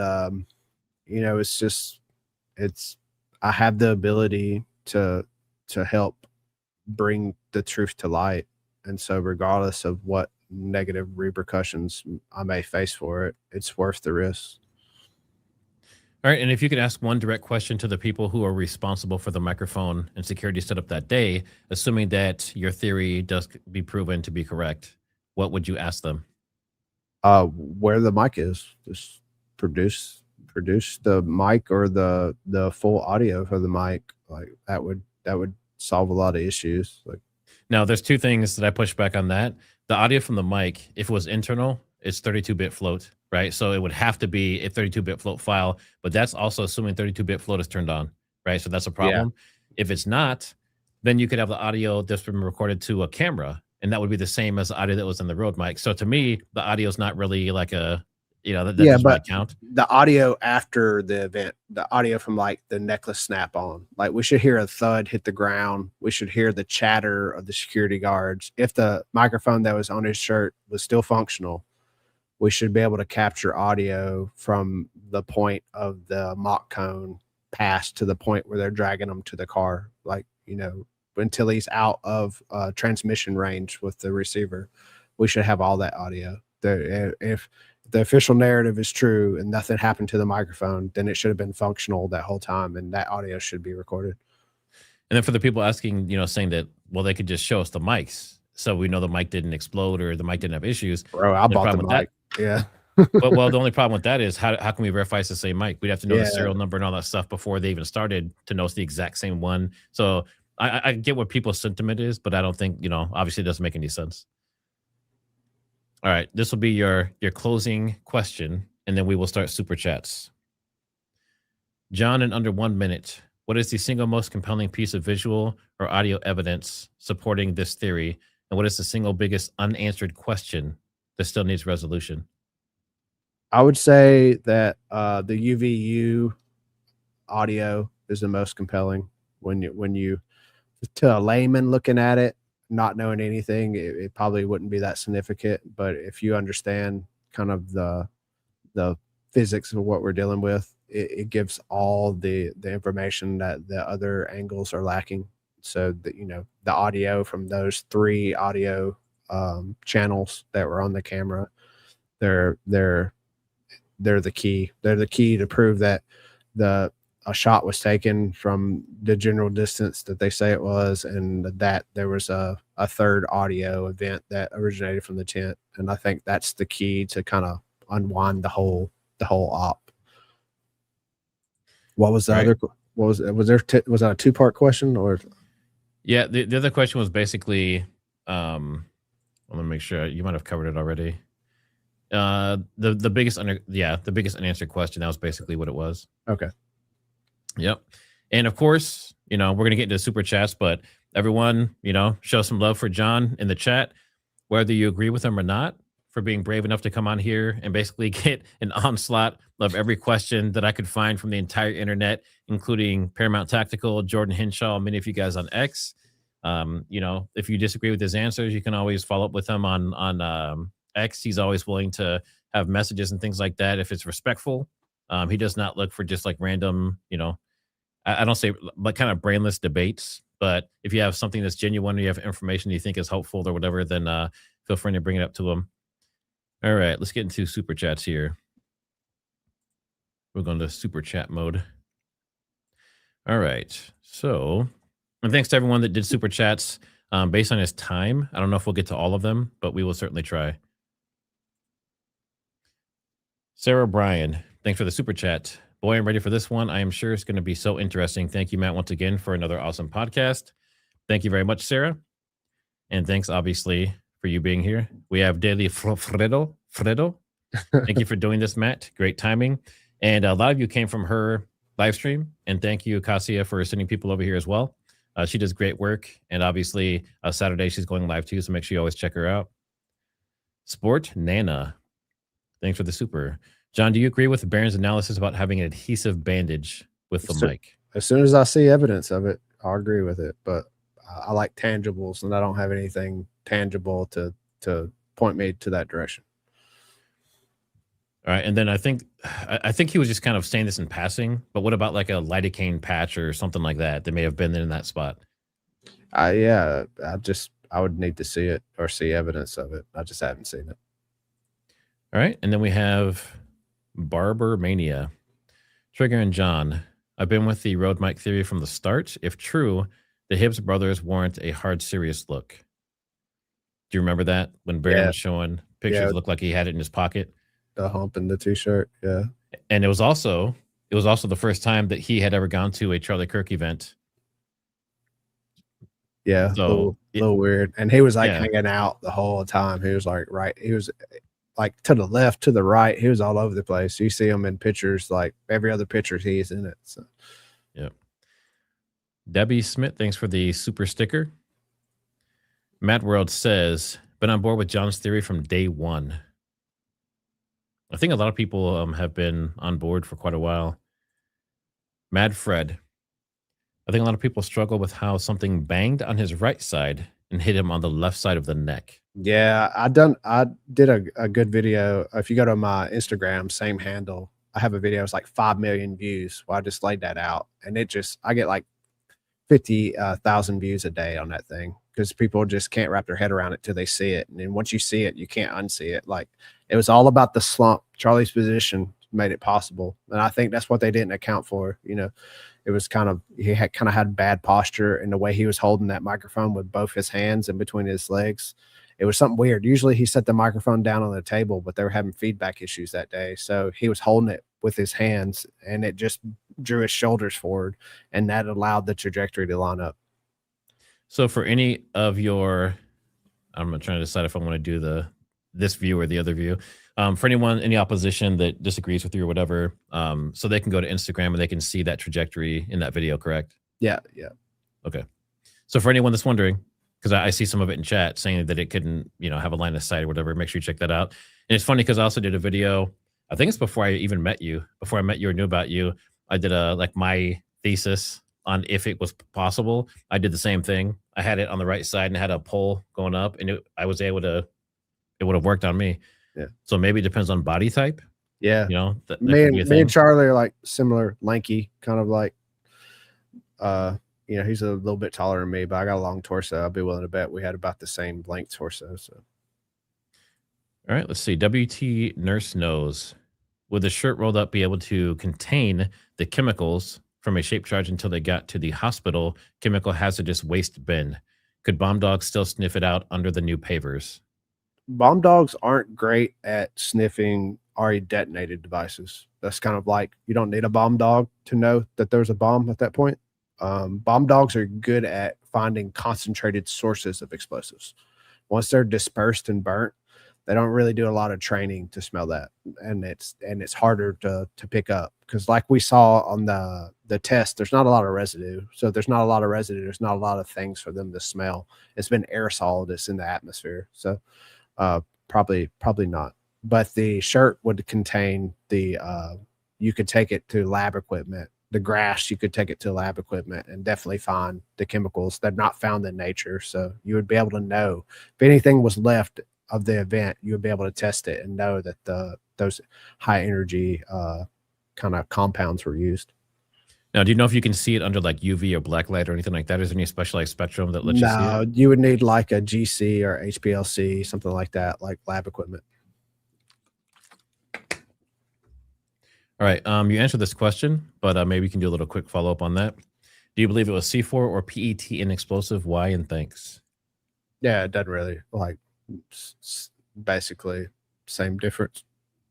Because of the space constraints, I would lean towards the PET and it burns cleaner, so there's less evidence. So if it does come out that the contract showed C4, then it would still have to be proven that the contract was for that specific one that was used if the theory is correct. yeah, yeah, and I think it would be kind of foolish to have like a big government contract to use or something. Like I could see disassembling whatever is made for the contract and using some components for it, but just to use like the straight thing that you contracted for, that would be pretty ballsy. Not saying that they wouldn't do it because it's the government, right? They can do whatever they want, but yeah, that would be pretty bold.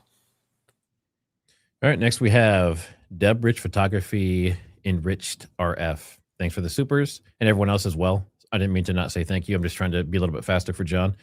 Matt and John, thoughts on CK neck wound being a pressure eruption from within due to mic energy theory? CK had a vein artery that would bulge at times. I just think it's hard for me to understand why it would just be the jugular, and not the jugular on the side that was closer to the energetic event. So I'm pretty sure that the object that we see falling out of his neck is the reason that we see the wound. Right, Lou Ban. I appreciate you guys seeking the truth. This was a sanctioned hit. Nobody is going down for this, no matter what evidence is ever discovered, sadly. Unfortunately, it's kind of like my line of thought. So, excuse me. Ruth Pizer. Why wasn't all of this stated on the so-called autopsy? Would it have been obvious the cause of death? The only problem is we haven't seen the autopsy and it's not publicly available. So it's a good question, but it's not really relevant yet. All right, we have Lisa by the lake. So do you think the small red dot at the center of the square in Baron's picture could be the entrance wound? Thank you for all your work, John. I don't know. That's a blurry picture. I can't really make out a lot from it. All right, we have Kathy Madsen. They used 36 feet of dressing in the car. It could have been used to wash the body. The arteries are under pressure. When cut, blood spurts out and pressure is lost. The nerves automatically shut the artery to prevent blood loss. Thoughts? I've never heard that before. I don't think 30. I mean, if you've ever seen a dressing that you use for tactical situations, tactical medical emergencies and things like that, it's a lot. And depending on what the wound is, you might use that much. So like the 36 feet of dressing doesn't bother me as much as like the fact of like, was it ever used or not actually? Let's see. We have Invisible Musings. Would the mic actually function or is it just a dummy mic? It's a good question. That is a good question. I mean, it wouldn't need to function. They would know beforehand that the audio would never be used. I doubt that there was anybody like the AV team would be the only people know that it wasn't working, and they would also be the ones handling the microphone. So, but either way, there's enough room to make it fully functional on the inside. We've seen examples of these type of devices being fully functional for years before they're detonated. So it's not outside the realm of possibility that it was fully functional. Yeah, I heard something like the Lebanon ones were in circulation for like 10 years. The walkie-talkies, 10 years, the microphones for almost 3 years, or the pagers for 3 years, walkie-talkies for almost 10. Which blows my mind because usually the first thing that goes is the battery. Then you replace the batteries every couple of years. That's crazy, So, right? Yeah. yeah. The pagers had like AA style rechargeable batteries, which have a much shorter life, but the walkie-talkies had big lithium ion batteries, which they would be kind of on the tail end of their life at that point. Let's see. Next we have Think Tank Top. John, PE10 shape charge used and circuit board caused a hole. White CKC's up with a mic as if electrocution. Still think Brian Harple had set device. What about Murphy's Law? CK's body goes same direction as the charge. Well, it's not a momentum. It's not firing a projectile. So it's just the weight of the air that's impacting them. So it's like a water jet. It's penetrating with velocity more than like weight and force. The battery is what caused the wound in his neck. The circuit board is what lifted his shirt collar up. And I've never been on board with the whole electrocution thing. He's holding the microphone with both hands when the event starts, and he lets go of it with one hand. I think the neurological reaction from the trauma of the energetic event caused him to grasp up for a while, but when we see him start to slump, he lets it go. SM58s can electrocute you, but it just seems like an unnecessary component to the whole event. It's not gonna, him holding it in his hand where he was on a table, on a chair that's not all that conductive. It wouldn't be a means to kill. And there's no reason for them to like cause him to seize up for a little bit if they're gonna set a charge off or, have him shot. It just seems unnecessary. Dogs knows too. Thanks for being a channel member as well. Remember, Terrell said they were trying something different that day with the AV setup. Excellent discussion here. Thanks. We have Jane Seth Rupert. Could John please explain in chronological order the actual event and effects of it in his body, breaking it down in terms of direction, trajectory, wounds, etc.? Explain it like I'm 5. P.S. I love your skincare products. Thank you.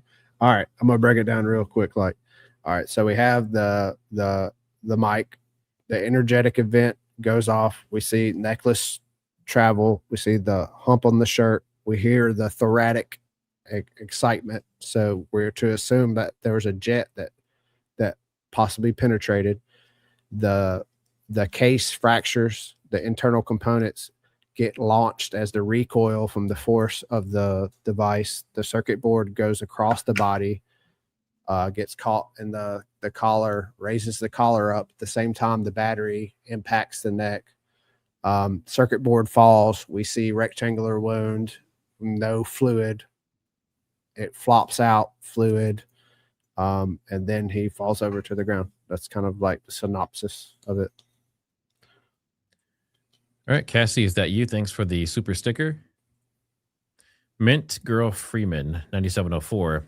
Matt, did you receive the photo I sent for you to look at? I want, let's see, I wasn't seeing a wound in that particular picture.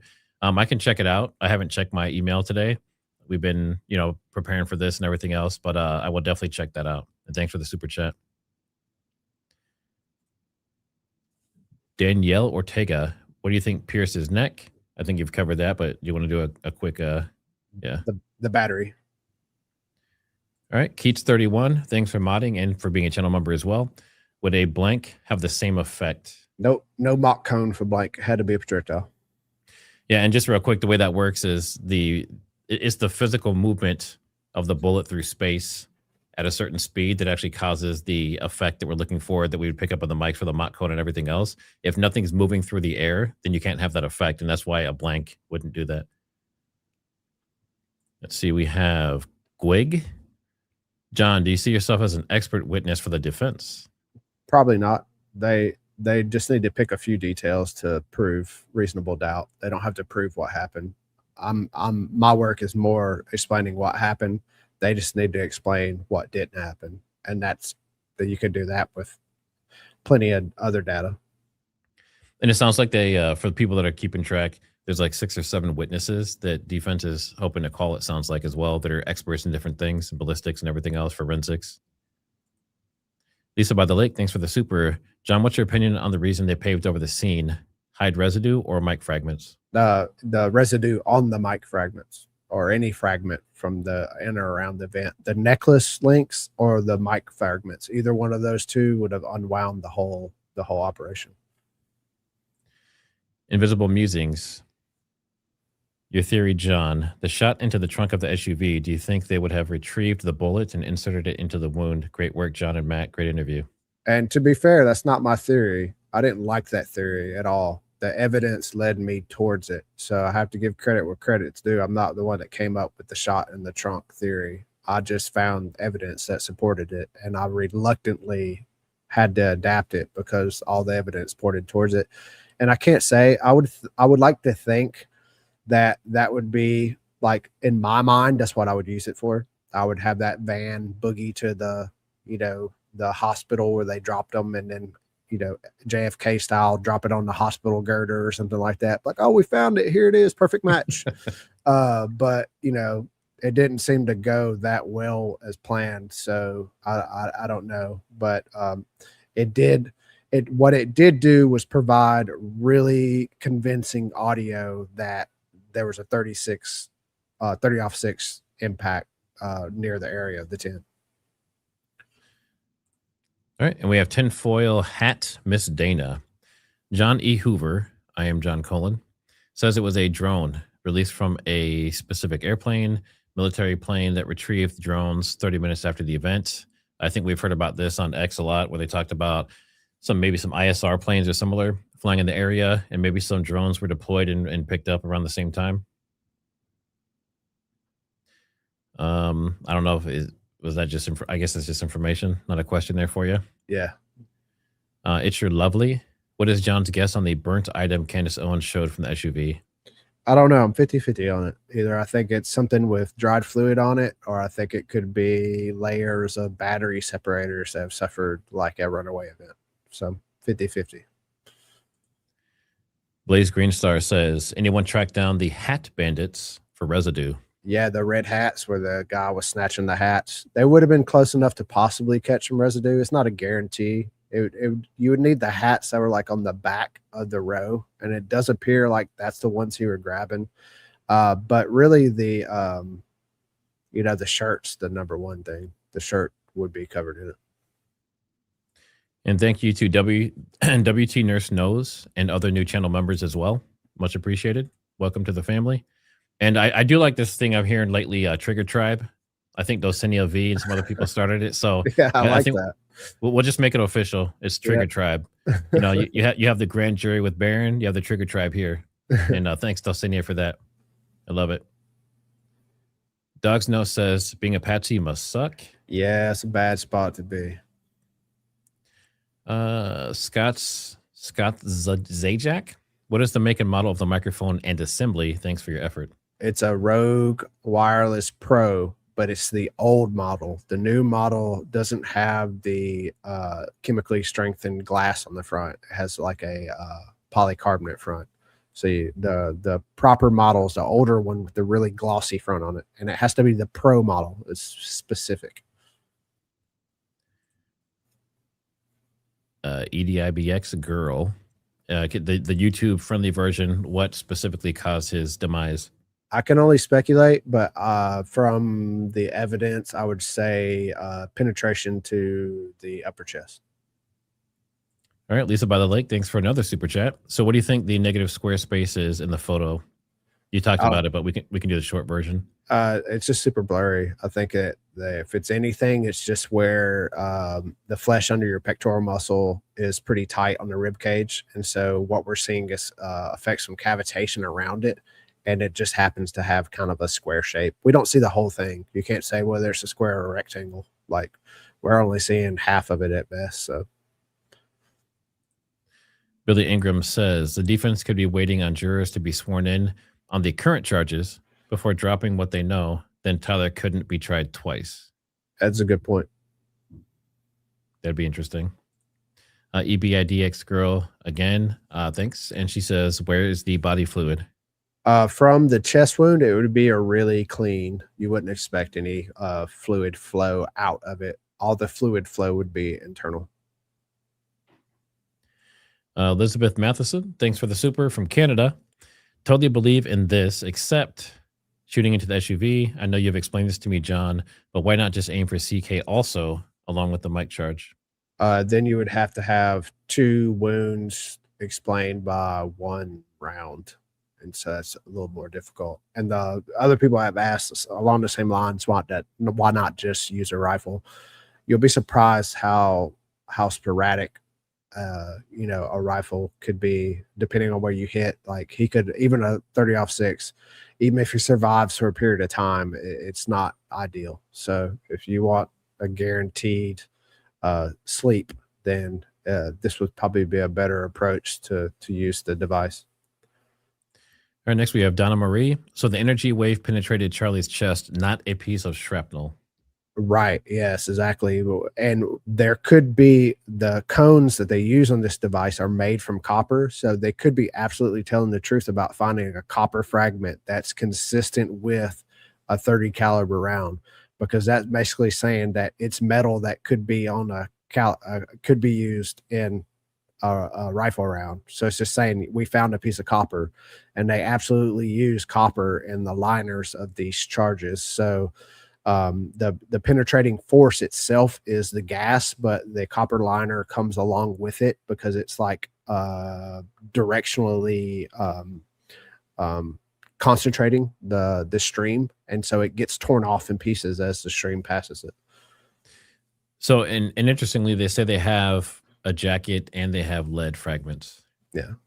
So I guess that the lead fragments wouldn't necessarily go along with the mic theory. But we'll have to see. I mean, again, we have to see all the stuff in court as well. Dog's Nose says they're picking up mic pieces, or they're picking up mic pieces from the ground plus off the body. Do you think they were? They were looking for something small. That's the only reason you kick the grass around, and while you're looking down, you weren't looking for a shell casing. You don't need to kick the grass around to find a shell casing that just fell on top of the grass. You're looking for something that's small enough to fall underneath the surface of the grass. Or their keys. Or yeah, that's what it was, probably. Combat Ready CIK, thanks for the super sticker. Let's see. It's sure lovely. Aside from the shape charge, while analyzing videos, have you seen anything at all that people don't talk about a lot or have missed? Does anything else stand out? His physical reactions. You can see his whole muscles twitch. His muscles on his forearm, his hands, his neck. It's like an instant twitch, right? That same frames that you see the shirt collar stretch and the necklace start to move. It's a full body reaction. His knees clasped together. It's like nobody's really honed in on all the little details of his physical reaction. People pick up on one thing or another, but when you add it all together, it's pretty dramatic. All right, we have Jane Seth Rupert again. Thanks for the super. Was electricity part of the event using the other microphone? Why was he on a platform? Why the same shoes were worn? How is this debunked? It's just not necessary. It's not a very good path of conductivity. When people get electrocuted by SM58s, they're usually wet, standing on something wet or handling something that's wet. People talk about bottles of water next to them and stuff. It's just all sorts of crazy stuff. The electrocution theory is there's not a lot of weight to it. It's unnecessary for the greater goal of the event. And while it's plausible with the device itself, the electricity seems to be pretty well grounded that day. We see the plugs that are right behind them. It's an active ground. Like they're not using a generator. I'm pretty sure the whole system was grounded pretty well. So. All right. And we have Kyle 1341. Thanks for the big super chat. I work in nuclear engineering, also doing some software. John passes all the sniff tests I can do. I reviewed his code too.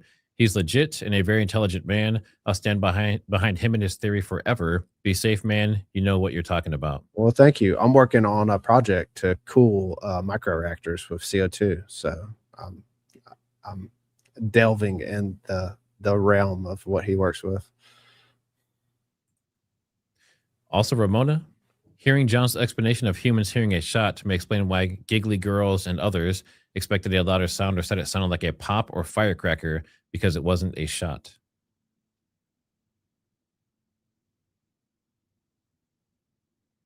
Just read this next one.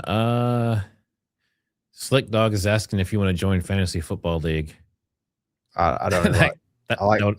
I like one-on-one combat sports. Once you get more than two people involved, I start to lose interest. All right, let's see. And then we have Truth Evades. Thanks for the super chat. Let's see. Is it true he only cleaned up ballistic plates or jackets? I'd love to know what exactly he was developing as it relates to ballistic protection. Well, when you clean protective equipment, you have to ensure that it still works. So, part of that is the exact same testing they do when they manufacture it. So I was basically doing the exact same thing that, bulletproof body armor manufacturers were doing. I had to do the same test that they did. So I have as much credentials as any of the BAE or any other manufacturers of bulletproof vest. Catherine McDavid, are all the images and sequence of the images on the website that you gave us? Yeah, everything I've sourced or ran analysis on is on the website. Okay, Kirkland, how do you obtain info for your findings from START, JB? Just source files, getting as close to the actual source as I can. I've gotten three of the files I've gotten from the actual devices themselves. So Tabor says Barron showed 3 flashes from the bushes behind the crowd. I think this was a lot more this was like a while back. This is where is this where the detonation of the microphone came from, and what caused the burns on his left hand? I think the burns on his hand were blood splatters. When blood smears and kind of like dries, or fluid smears and dries, it gets a little like orange burny looking. And then I don't know about flashes. There've been so many. I don't get into the whole crowd details of the cameras. You could see what you want to see. Let's see. Nature Video says, say it right, Paramount Testicle. Do you think anything can be done to bring justice for Charlie?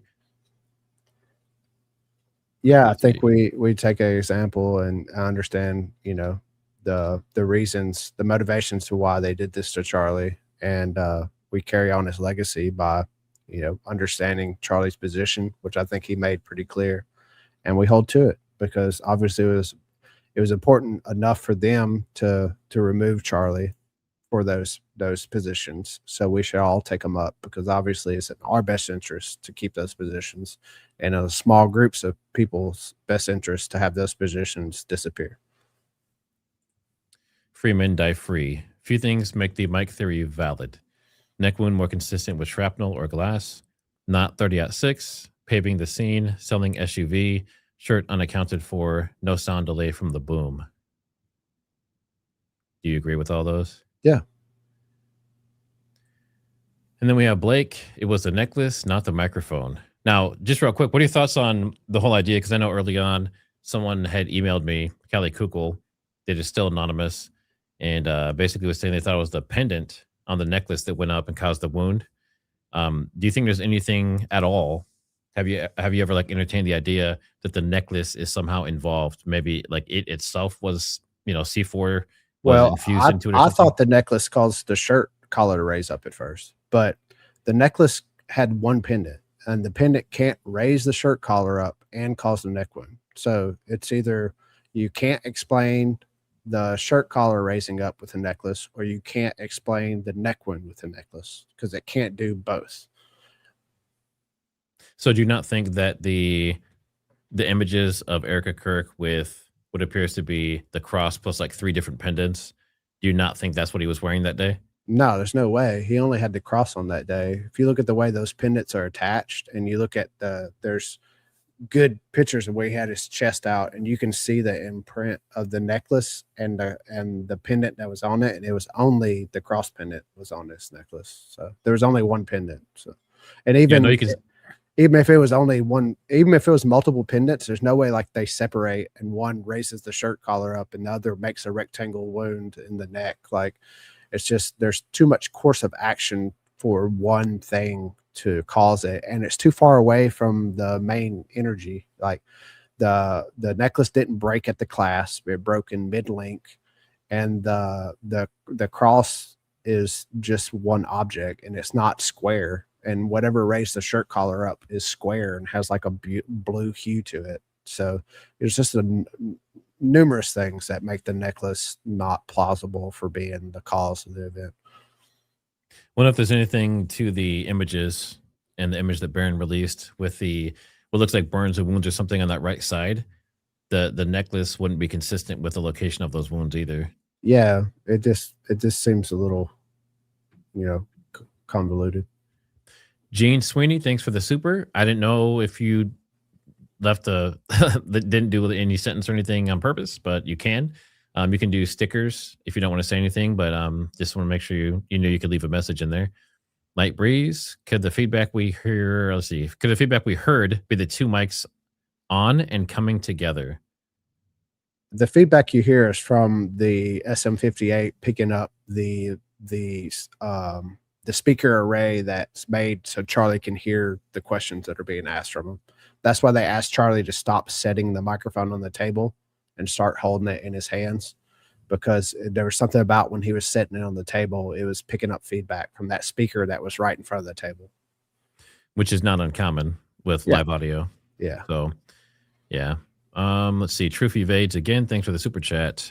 I'd love to know where he originated the 10-phase audio acoustics pipeline on his website. I took some of your work. I took some of the other guys' work. You did solid work.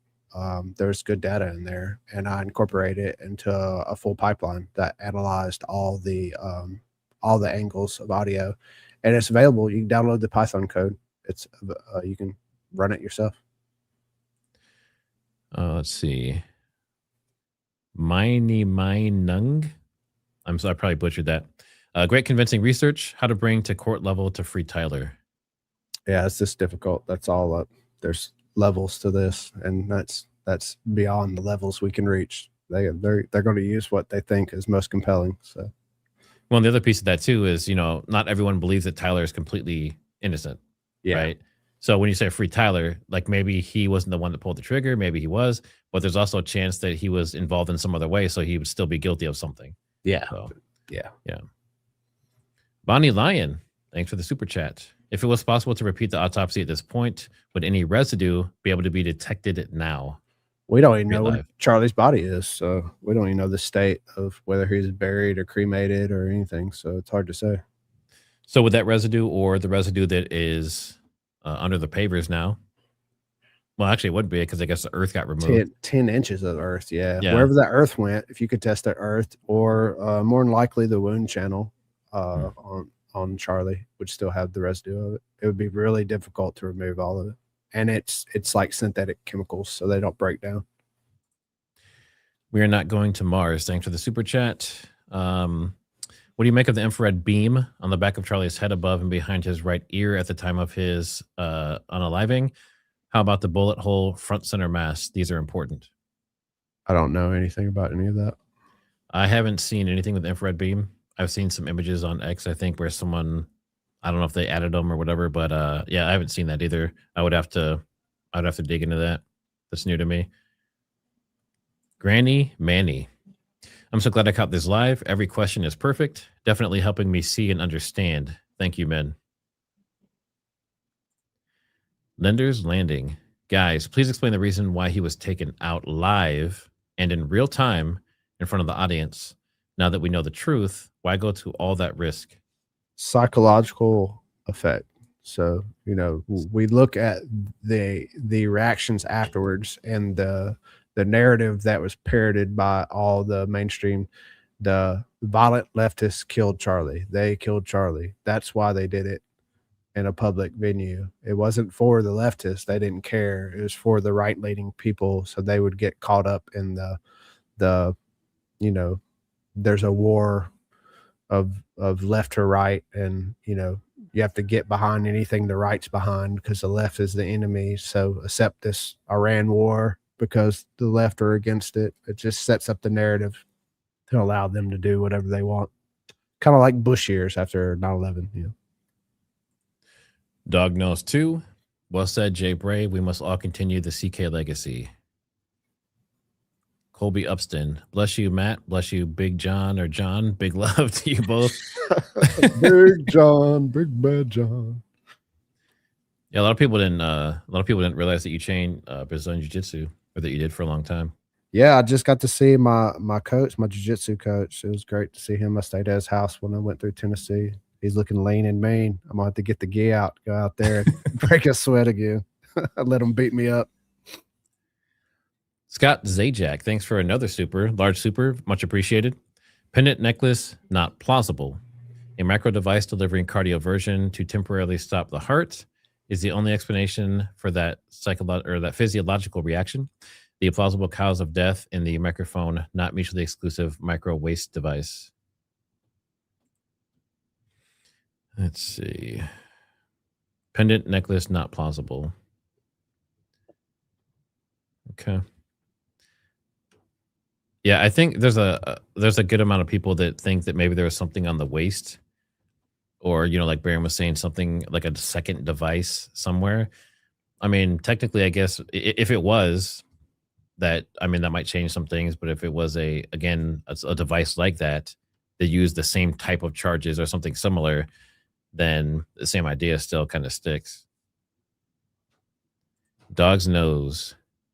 Tyler Robinson not supposed to make it, in my opinion. Hope he stays okay. Yeah.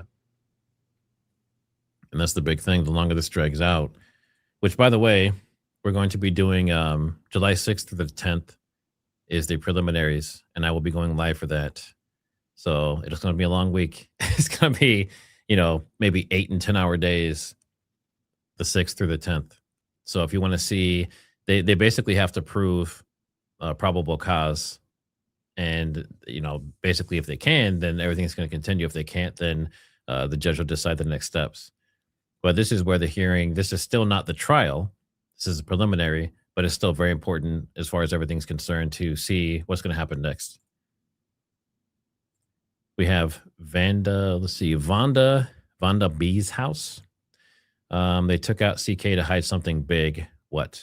Do you have any opinions on that? I think he would have been the biggest hurdle to do this whole Iran, quagmire that we've experienced. Yeah, he was very outspoken against that. Yeah, it's interesting. All right. I think we got through all the supers. So if you want to follow John, it is Jon Bray. It's actually John Aaron Bray for his tag on YouTube and X. And you're also on Instagram under the same as well. Yep, same across all of them now. All right. And for anyone who's looking around, you can look at his website. He has all the information there if you want to geek out on the science and everything else. And like you said, there's a code that you can download, the Python and everything else. And then if you're looking for the trajectory specifically, which is one of the major questions that people had, then again, that's on his Instagram. And it's the video that has like 5 million plus views on it. So make sure you go check that out. Make sure you hit the like and subscribe. If you have not subscribed to my channel already, consider that. And we thank all the members. We thank everyone that did super chats. John, thanks for being here and allowing us to drill you with these questions from all different angles. I appreciate it. I love fleshing it out. It was good questions. Now, did you have your main product site? And for everyone that's watching, the point of this video was not to allow him to show his products, right? But I will do it because he's on. So what's the website? BlueMountainFarmOK.com. BlueMountainFarmOK.com. So let me pull this up here. All right. So if you go to shop, this is something someone mentioned it earlier. That's why I'm bringing this up. They mentioned his products and how much they like them. So if you go to Blue Mountain, I'll put it in the chat. I'll put it in the chat for you. All right. This is his website, and he does what? How would you explain it? Natural hygienic products. Yeah, beneficial beverages, and then simple but cutting edge self-care products. So we take the best of research of natural ingredients, and we combine them with just good simple formulations to replace these concoctions that you buy at the big box stores that have chemicals you can't pronounce, and we find are detrimental to you year after year. So we just go from the top of the list down. Most of these things are things that we needed in our house. We make them for ourselves. We formulate them, and if we love them, then we make them for everyone. And that's kind of the philosophy of our whole shop. Everything that we make is something that we needed, either for myself, my wife, or my kids, or our loved ones. And when they work and they're well received, we make them available for the public. And I think your most popular is the tallow, correct? Yeah, the super tallow is really, really popular. And, that's just me going and geeking out on all the cutting edge. I read a lot of white papers, and, there's from studies from all over the world, and I find the best ingredients to include with just natural bases. We work with tallow mostly, and we just kind of fill in the gaps that tallow's lacking, and, add all the ingredients that make it, something special without adding stuff to it that is you can't pronounce, or you don't know what it's doing. Everything has a purpose. We keep it simple, but we keep it focused. All right, awesome. So make sure you guys go check them out. I'll also put that link down in the description if you want to pick some stuff up. And I can tell you that basically everyone else who has used these products loves them. And then also I have another channel. It's Off Script, and this one is where I do my long form interviews. So far, I've had JP Sears and Dr. Schwelt. I've also done Jesse on Fire. I'm working on Danks, Barron, and some others. And it's going to be interesting. Zach Costello also interviewed with me already. I'm just editing that, so those will be out soon. But if you like long form interviews, it has nothing to do with TriggerSmart whatsoever. This is purely just sitting down with these people, talking about their lives, getting deep into stuff. This is not just generic, like, oh, hey, you're a comedian. How'd you get into comedy? Right? Like it's not just surface level. We go much deeper than that. So make sure you check that out. And I would say, thanks to you guys for being here as well. It's always fun having you guys and hanging out with you and getting to go over the super chats and questions and everything. But John, again, thanks for being here. And keep doing what you're doing, keep digging, and we'll see where things go. Thanks to all the Trigger tribe. It's always a pleasure. Love you guys. All right. Thanks, everyone. We'll see.